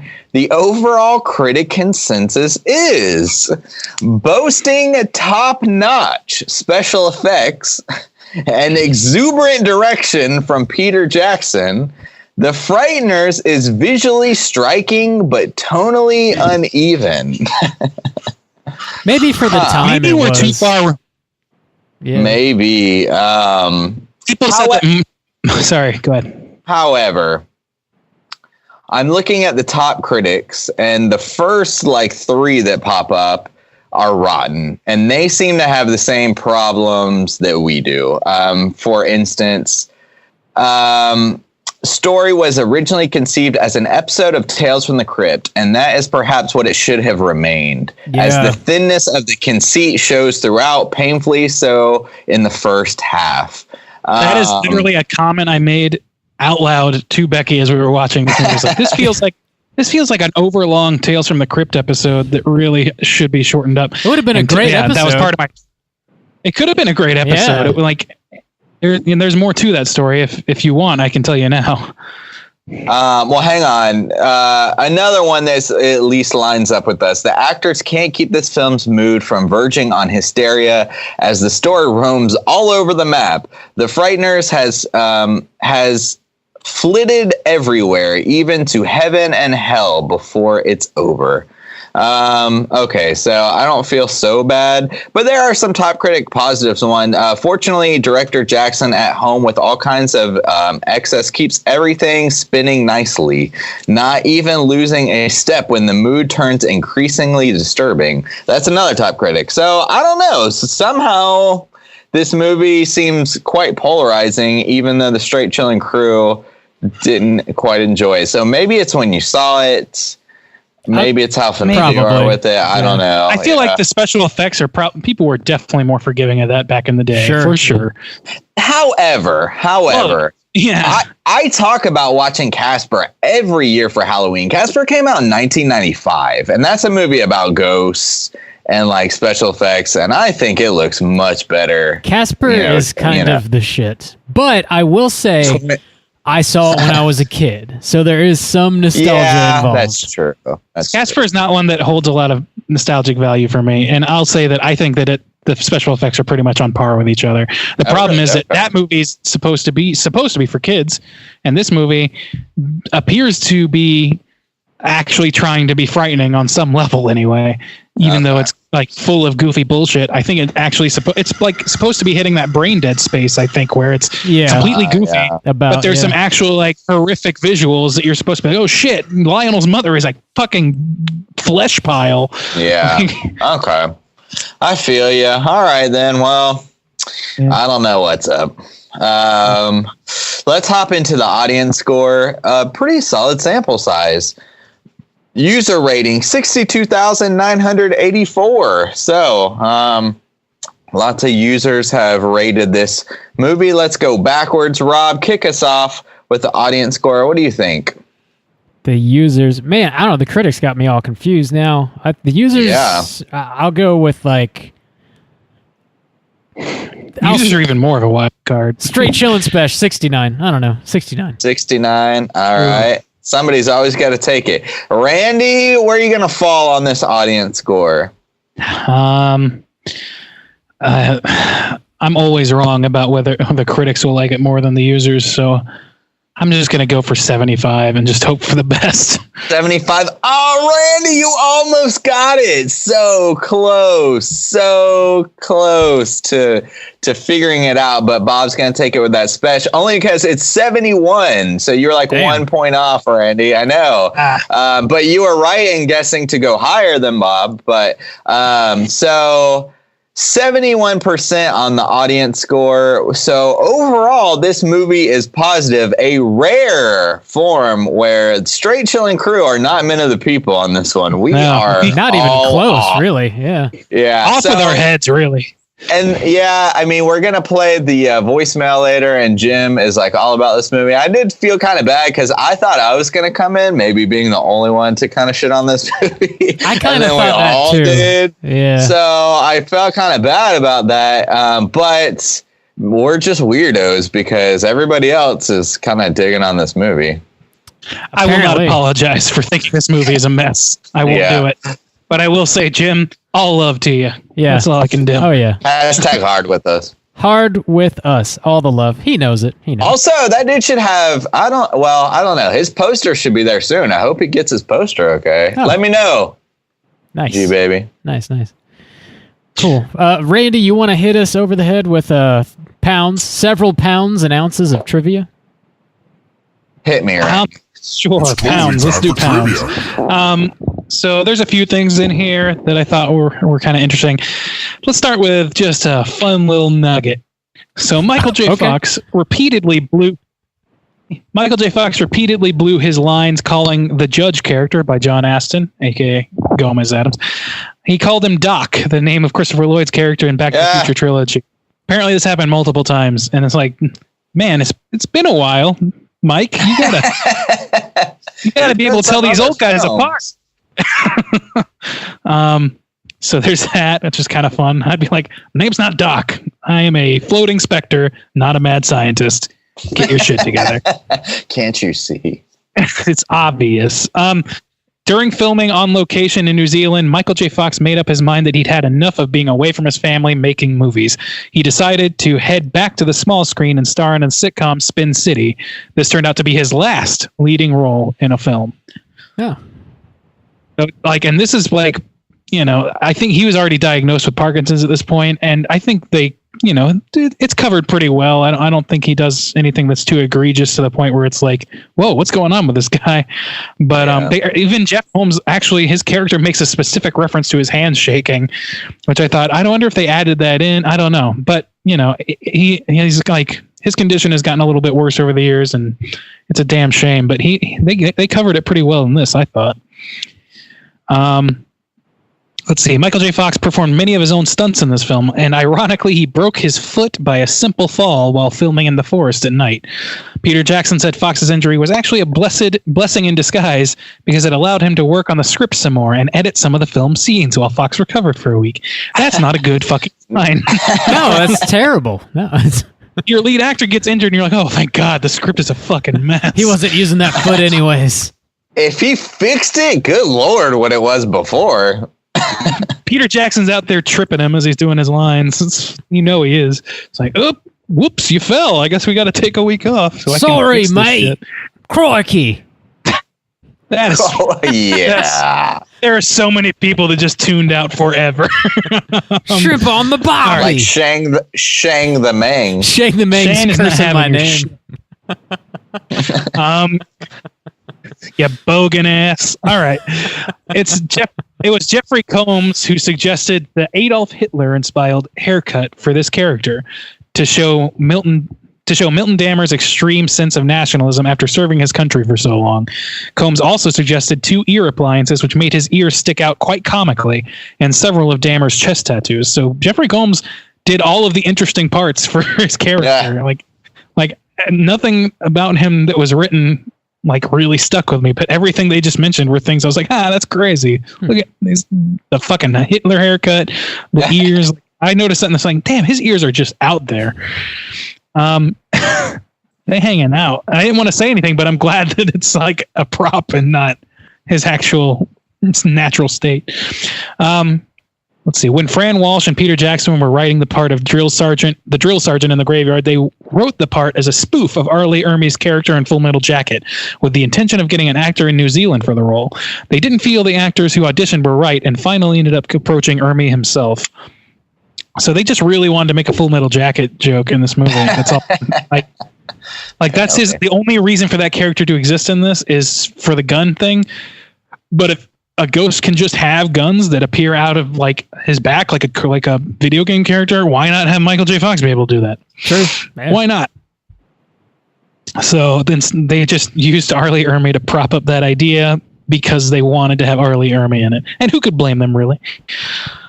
Charles Starkweather, the real-life serial killer referenced in the movie, killed 11 people and 2 dogs during a nearly 2-month killing spree. His 14-year-old girlfriend, Carol Ann Fugate, accompanied him for and participated in most of the killings. He was caught, tried, convicted, and executed by electric chair in a 17-month span, which is rapid pace for fucking capital punishment. Carol Ann Fugate was not executed, but sentenced to a life term in prison. She was paroled after serving 17 years. Damn. So, that's weird. Especially she's 14. Get 14. Good Lord. I know. Yeah. You want to talk about these Slender Man girls? Let's talk about this chick. Let's go. Director Peter Jackson and executive producer Robert Zemeckis unsuccessfully campaigned to have this film released in October '96 for Halloween week. The studio, however, wanted it for a summer release, and the move ultimately backfired as it didn't do well in gross earnings. Duh. This could have been one of the greatest Disney Channel original horror movies ever released in October. This is Halloween Town level shit. You need to put that shit out on Family Channel, bro. Brah. All right. So this is an interesting one, and I think this is you guys ready to think differently about this movie a little bit? Yes. So we already covered part of this. This movie was originally planned as a Tales from the Crypt feature, but executive producer Robert Zemeckis liked the script so much he decided it could stand on his own and not be part of the series. So this was not going to be in the show. This was going to be like Demon Knight, which I think is a much better fit. This is going to be like, or that movie we reviewed more recently, Bordello of Blood. So yes, totally. So keeping it alive, Randy. so committed to the joke. True to form. This is like, this movie would have been really perfect for a Tales from the Crypt level treatment, but they kind of like backed off of that sort of like the lighting and all that shit and did more of like a Peter Jackson-y, like, it's tough to say that it was more grounded, but it was more like visually, it was more grounded in some sort of reality than those movies. Yeah. And then, but not nearly enough to actually be scary, and not nearly enough actual sense to the plot to give it any weight. So it just kind of fell apart for my money. Yeah. This film was not released in theaters in Tasmania. The Port Arthur Massacre rather spookily mirrored the film's content and happened not long before the film's release. So it was released on video and subsequent podcasts. Jeez. Yeah. So this, and I looked up that event, the Port Arthur Massacre, and it's pretty fucking brutal. It's some rough shit going on there. It's sort of like how all those movies in 2001 got delayed or otherwise just neglected by audiences right after the Twin Towers fell. Just didn't do well in that part of the world. When Frank's ghost attacks the Liskey residents, when Frank's ghost friends attack the Liskey residence, a statue of Elvis Presley floats in front of Ray. Peter Dobson, who plays Ray, previously appeared in Forrest Gump in '94 as Elvis Presley. So they had a little Ray got a little nod to his former Gumpy glory. All right. Yeah, that's there. That's there. Roughly 21 minutes into the film, Michael J. Fox's character is eating by his window. If you look closely, he's eating one of General Mills' famed monster cereals, specifically Boo Berry. We got Boo Berry in this movie. Oh, Boo Berry! That dude's stoned as fuck. Yeah. It would make sense if Michael J. Fox was stoned during the whole production of this movie. That would make perfect sense. Old Boo Berry, man. I'm a Count Chocula boy. Count Chocula all Classic. the way. In order to trick audiences into believing that Patricia Bradley was innocent of the Fairwater murders, Peter Jackson specifically wanted Dee Wallace for the part. He figured that her role as Elliot's mother in E.T., the extraterrestrial, was about the sweetest character you could find, and therefore no one in the audience would suspect her, which I think was a pretty good gambit, because I can't remember seeing Dee Wallace in any movie where she was like anywhere near this. She's always very matronly and always very like even like Cujo, it's all about her being like a badass mom. So it's Mother's Day. Go watch Cujo. Mother. Let's see. Dahmer's Jeffrey Combs death scene was made extra gruesome when it was clear that the MPAA was going to give this movie an R rating instead of the PG-13 rating the makers were aiming for the PG-13. He originally died of a shot in the chest, which was changed post-production to his head exploding, which was definitely a better move. But yeah, what the fuck? Like, this movie was how his head exploded, but like the ghost head was still there. That was kind of a cool. No, I loved that, actually. That was one of my favorite parts of the movie, and it almost wasn't there because I wonder how many other moments like that they just they neglected because they assumed they were trying to get that PG-13 rating. Yeah. Like, maybe this movie would have had a lot more like cool shots or cool scenes or cool ideas floated like that would have, tent-poled it a little bit in terms of interest. Yeah. But they just didn't get it. because they were aiming for that sweet, sweet mid-teens audience. Damn, Randy. The succulent meat. Oh, okay. No, I didn't say that. The first name of Patricia Bradley, who is Dee Wallace, provides a hint of her criminal past revealed later in the film. She is named after Patricia Hearst, Patty Hearst, a girl who was taken hostage by an urban guerrilla group, then brainwashed into sympathizing with her kidnappers and helping them rob banks. So I don't know about that piece of trivia. It's my last piece, and I wondered about including it because I don't know if including just the name Patricia is enough to imply Patty Hearst, but maybe. Sure. Why not? I think that's kind of a reach. Why not? But yeah, that's all I wanted to go over for trivia. We're good. Right. Well, let's talk cooters. It's time to go hunting. Cooter of the week. Juice, who's the cooter of the week? Ooh, this movie's filled to the brim with cooters. It's a cooterific goddamn brim. film. The options are wild. Ray was my first impulse. Yeah, I've got three, I think, three strong easy cooter choices, and then even maybe a couple minor cooters. Ray. Misdemeanor cooters. Yeah, Ray is certainly a cooter. Let's break down Ray. He's like the babe boyfriend, like, babe. Yeah, babe. That shit. Oh, I babe. feel like Babe. he's okay, so he's arrogant. I feel like he hits almost all the marks, but they're all kind of like minimal though too. Like subtle. he's arrogant, but he's not like, it's kind of a stupid arrogance. It's kind of like a stupid. He's proud of his lawn. He's proud of his lawn. It's like lawn gnomes and stuff like that. Manipulation, kind of. I mean, in a way that he's just kind of like a dick boyfriend or husband. Like he always orders red wine for his wife and doesn't let her order, and like he just kind of like bosses her around.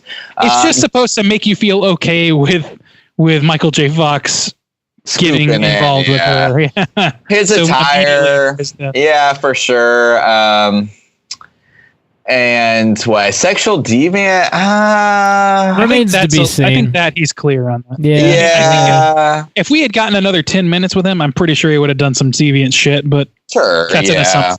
Or like if he like scoped out some other chicks or something, I don't know. But like I feel like he hits most of the points, but they're kind of minor. And one thing that I will say is they kind of, I'm not going to give him the cake, is because they want you to sympathize him with a little bit. Like, so when he like tries when Lucy goes into that like warpy house and he like tries to, he's trying to like win her back even though he's a ghost, and he's like trying to do the good thing. Feel kind of bad that he gets dismembered, and so that's not the cooter way. You want the cooter to die. That's you're not the left-handed path of cooter. The other two is Nazi guy, FBI guy. I can't remember his name. Jeffrey Combs. And Dammers. Yeah. Well, what's the character's name? Dammers. Oh, Dammers. Okay. And then Johnny, old Johnny Rotten or whatever his name is, the killer. Oh, okay. Busey? I was for some reason not making that. No. Old Busey, which Bartlett. Buseys are like cooters anyways. They are Schnikes. That's born and bred.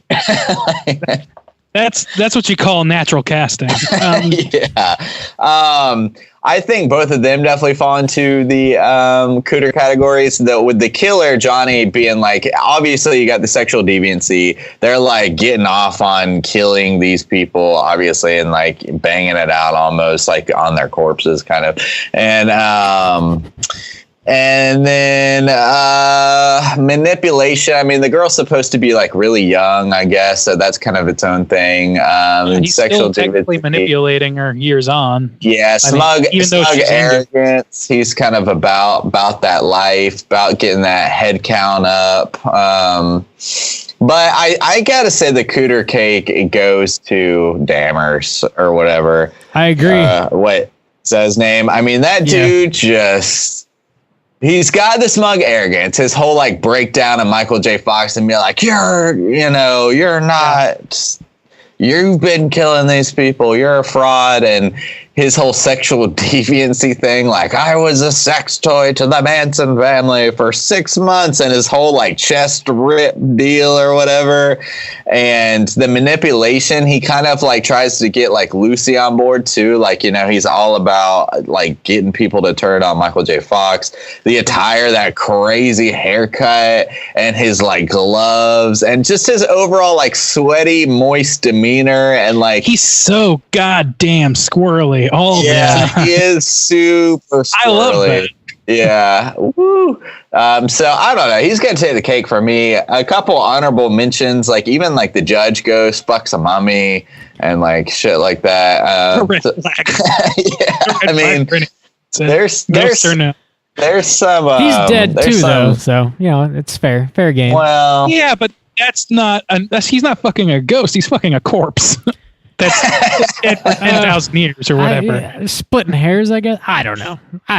Because he likes her teeth, Bob. He's like Bob. He likes extra teeth, you know. What? Okay. Nobody's ever said that. If he likes teeth, you should have gone to. You need to watch. Juicy. You need to watch YouTube for that. Yeah, that man is like 95%. Watch the teeth. YouTube for how Bob likes. Also, anybody who knows me whatsoever knows I'm not a teeth guy. That fucking tooth creature anybody freaks me out, man. No extra teeth for Bob. Not a teeth. Everybody, you can send your teeth to Rob at this following address. Oh my goodness. You want to see me move real fast? Gracious. Everybody knows Rob's not a teeth guy.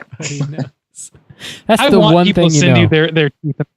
Dude, that'd be heinous. I would not be okay with that.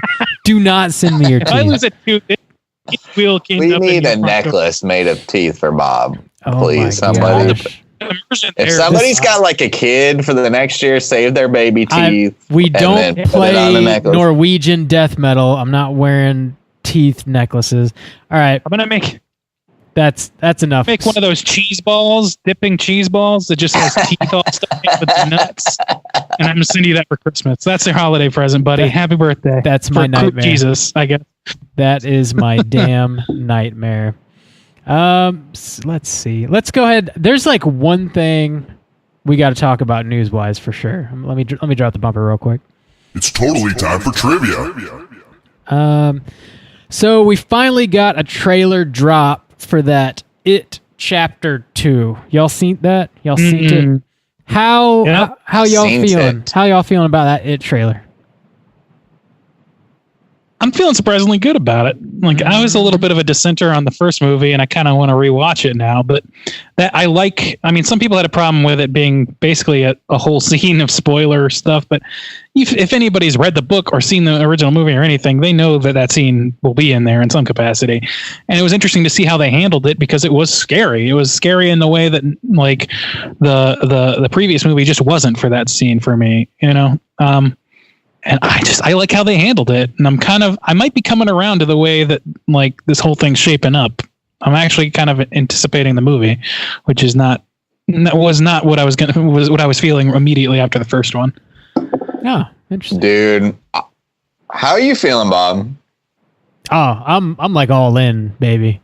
I really enjoyed the first chapter, and I've never read the book, so I can't compare the two. Like I know a lot of people say the book is incredible, and I'm sure that it is. And you know, when they leave stuff out of a book, it kind of bothers you and whatnot. And I get that, but I guess blissful ignorance, right? So I was way into that first chapter, and after seeing this trailer where they've got the creepy grandma, that was pretty effective, and they also have like quick flashes of Pennywise like floating through the air holding on to balloons, which was cool as shit. They've got like this spooky carnival. They've got one of the characters just like drowning in blood that kind of reminded me of The Shining a little bit. There's like some really cool flashes of stuff going on. And also just, holy cow, we've talked about it before, but the cast is insane, dude. Jessica Chastain, McAvoy, Bill Hader, freaking, it's I'm all over it. I'm excited about it, man. I don't know. What about you? Dude, I almost kind of wish they had just kept the trailer that scene. Yeah. I liked that kind of approach to it.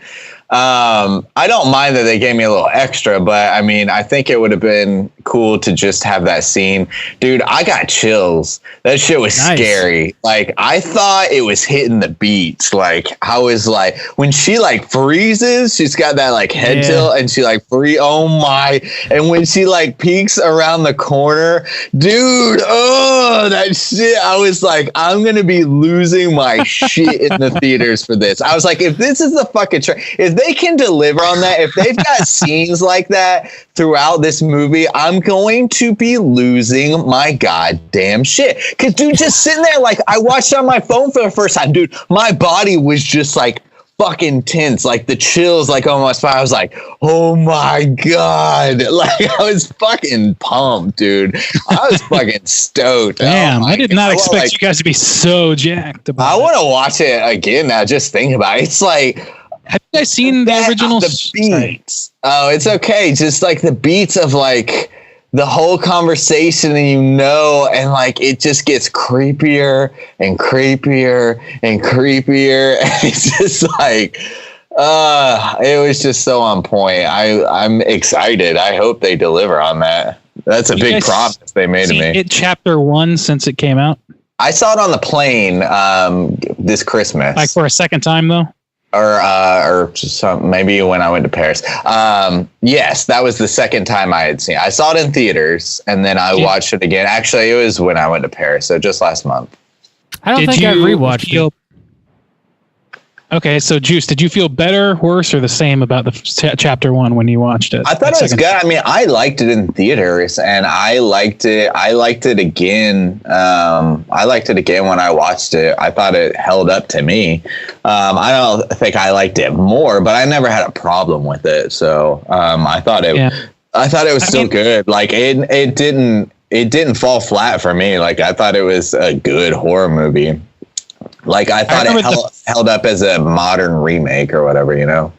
I can't remember exactly what my criticisms of the first one were, except that I felt like it was kind of it had chemical taste. You know what I mean? It felt, it felt like a lean cuisine version of a good meal. You know what I'm saying? Like it was test tube baby in movie form that just like not test. That's a bad example, but like it just felt too. Like, written by a boardroom. I think you said like it was kind of manufactured or whatever.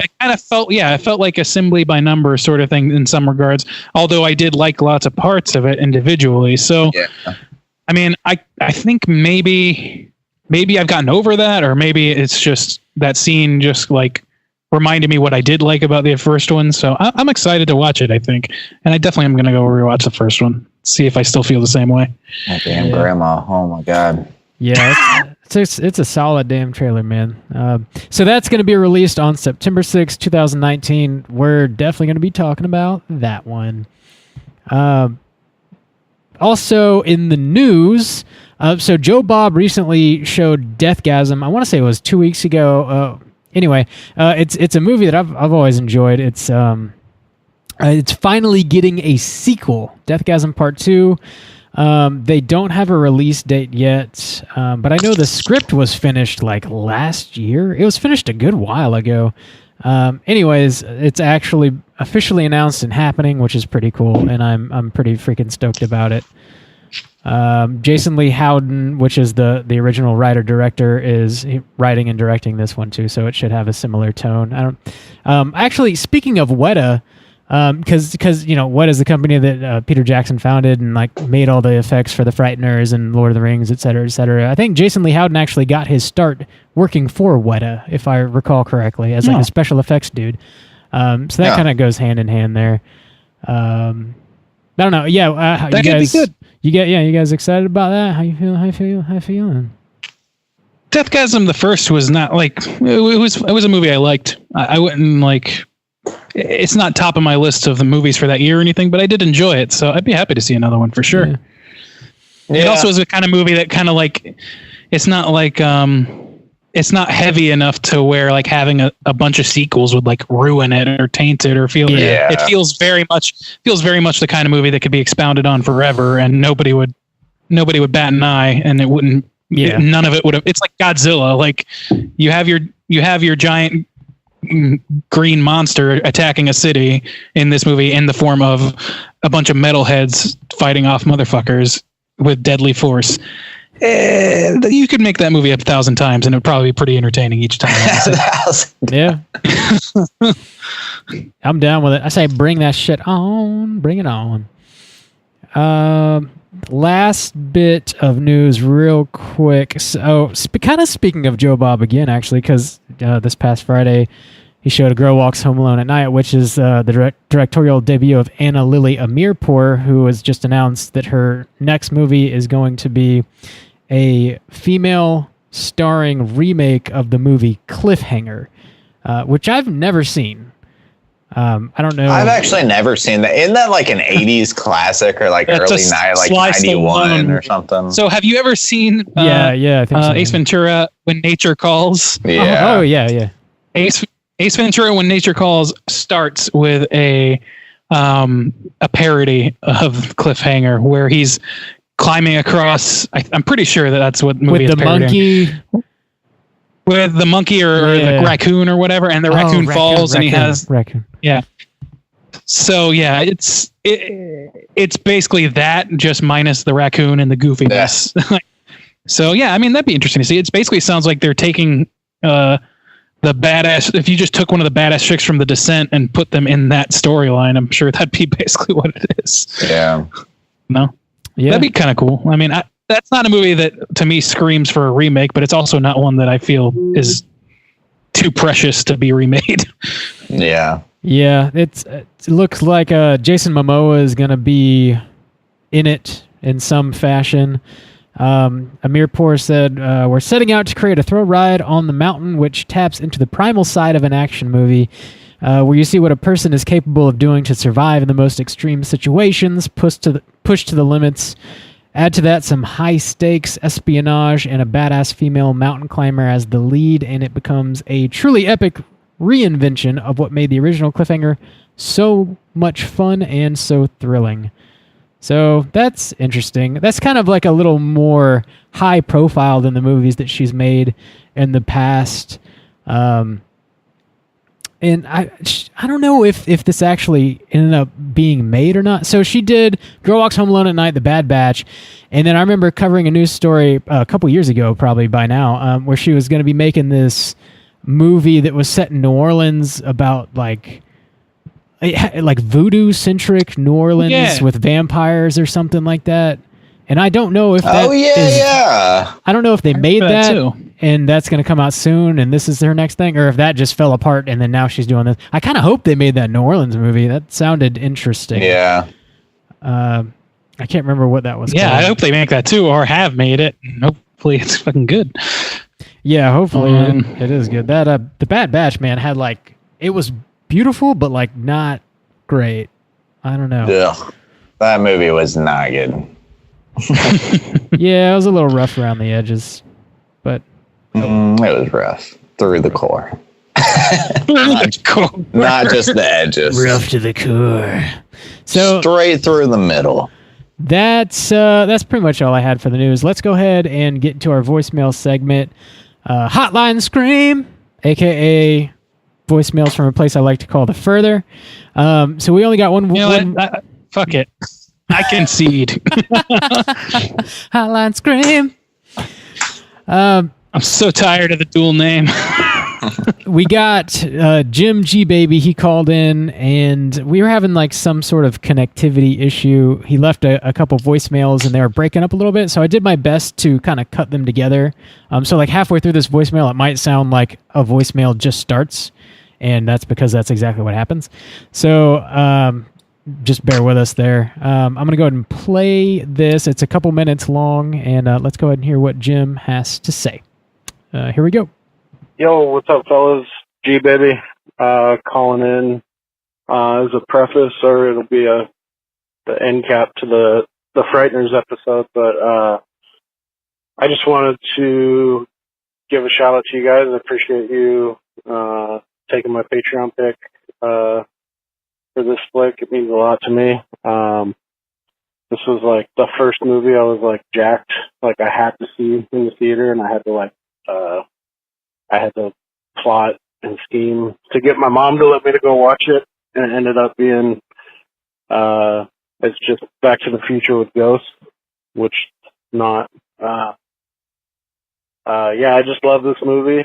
I know it has faults, but do a couple things differently. I really don't care for that scene where they're grabbing the babies in that one lady's home, and I just thought that was lackluster. There's a couple other things, but on the whole, I don't know. It's just got a lot of charm. It makes me feel like Halloween, kind of like it puts me in that zone for sure. I gotta watch it like as soon as like August rolls around. I'm watching this movie, and because I gravitate toward like ghosts. Like I like ghost shit for sure. By the way, I just checked out Ghostwatch, and that shit was fucking hilarious. I see what Juice was so hyped up for. Hey, fellas, third time's a charm here. Just wanted to thank you guys for reviewing The Frighteners again. One of my all-time faves.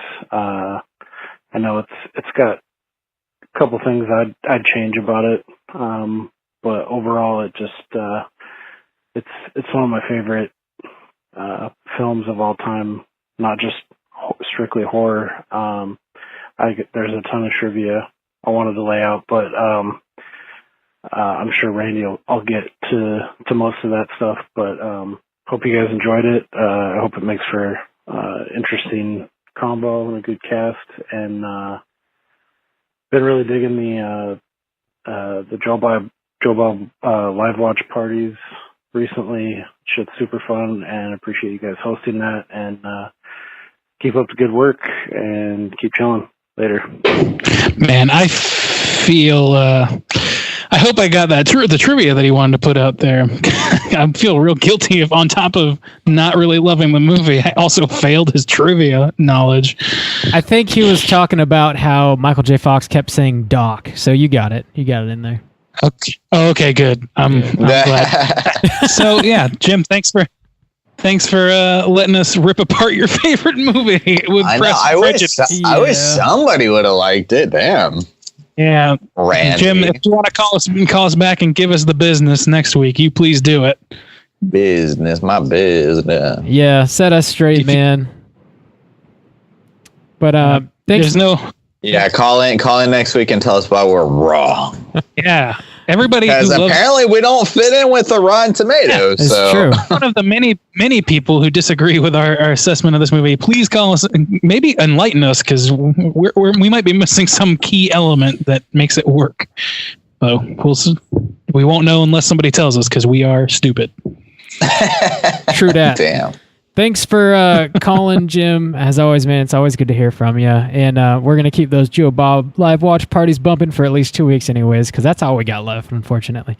And then it's straight to the local orgy parties. Straight to back to the orgies, man. Got to get back to them. Been missing them. No time to waste, really. If you would like to call in and leave us a voicemail, you can do that at 904-638-3231. Just let us know how terribly we're doing, please, and thank you.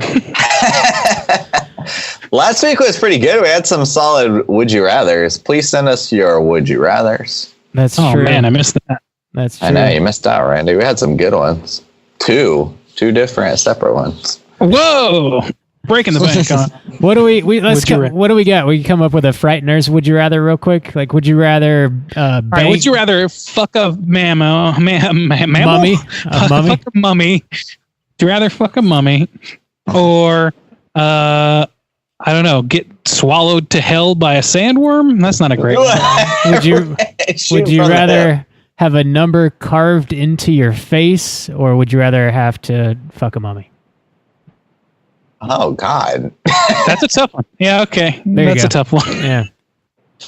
I guess the mummy isn't permanent unless there's some sort of post-death coital diseases you can receive, which I'm sure there might be. You got the Sphinx. I came down with the Sphinx. My dick's covered in Sphinx, man. It's fucked up. It's crazy, dog. It's crazy. My nose fell off, the whole shit. But that's going to do it for us here at Straight Chilling. We're going to be back next week with a brand new episode. As always, we're going to be talking about the winner of the May poll pick, which is Inside from 2007, the original. Yay, Randy. The French movie, talking about it. Not for the weak of heart. No, Randy knocked Bob out of his streak. That's true. That would have been my third in a row, maybe. Third, I know. You can get back to bitching about your movies not getting picked. That's true, and I will. Get back to it, Bob. I will. Yeah, right back on that horse, buddy. How's the poll doing for next month, Bob? What's on top? What was it? Was The Wailing is still winning pretty handily. I think The Wailing is probably gonna end up taking it. Yeah. Okay. Strong front runner. Talking about the original Inside next week, the French movie. Definitely check that out. Be aware it's heavy. It's very, very heavy and difficult to watch. If you haven't already, it's just keep that in mind. Anyway, until then, please rate, review, and subscribe to us on iTunes. We're still one rating away from having 50 ratings on iTunes, which is a really easy way to support the show. Ooh. It helps people find us that don't know we exist, and it means a lot to us as well. Jim's getting on there tonight and writing, these idiots. These dumb motherfuckers. Stole my money. Ruined my childhood. They hate Michael J. Fox. Nobody hates Michael J. Fox. But we do. That's true. Yeah. It's impossible. You really can't. The man's amazing. Doc! Until then, you can also find us on Twitter at str8_chilling. We're on Instagram at Straight Chilling Podcast. You can send us an email through the website, straightchillingpodcast.com. Join us for our Joe Bob live watch party this Friday at 9 p.m. Eastern Standard Time. It's always fun, man. I look forward to it every week. We'll post a link to join that on our Facebook and Twitter just before showtime. Watch Justin play video games on Twitch. Watch our behind the scenes on YouTube. I think that's about it. Leave us a voicemail one more time at 904-638-3231. And hey, you can hang out with us. Yeah. Yeah, you can hang out with us all fucking week, whether you want to or not. Oh, also, hit us up on Slack. If you want to join us on Slack, just let me know on one of our various social media websites, and I'll send you a link so you can do that. We'll talk about the movie of the week as well as all kinds of shit. All the shits. Send Rob your teeth. Don't do that. Yeah. Send Rob all your teeth. That'd be my nightmare. Formally requesting teeth from our listeners. Send them to 6969 Briarwood Road, Jacksonville, Florida. No. Care of Big Bobby. 32257, right? No. I don't even remember anymore. Oh man, that is not send us your teeth. Not even close. But I don't even like numbers being thrown out. All right, that's it. Give pop your teeth. That's it. We're signing off. We're stopping this right now. Until next week, as always, all you mother truckers, please keep chilling. Sorry, G baby. Hashtag hard with us. Hashtag give us your teeth.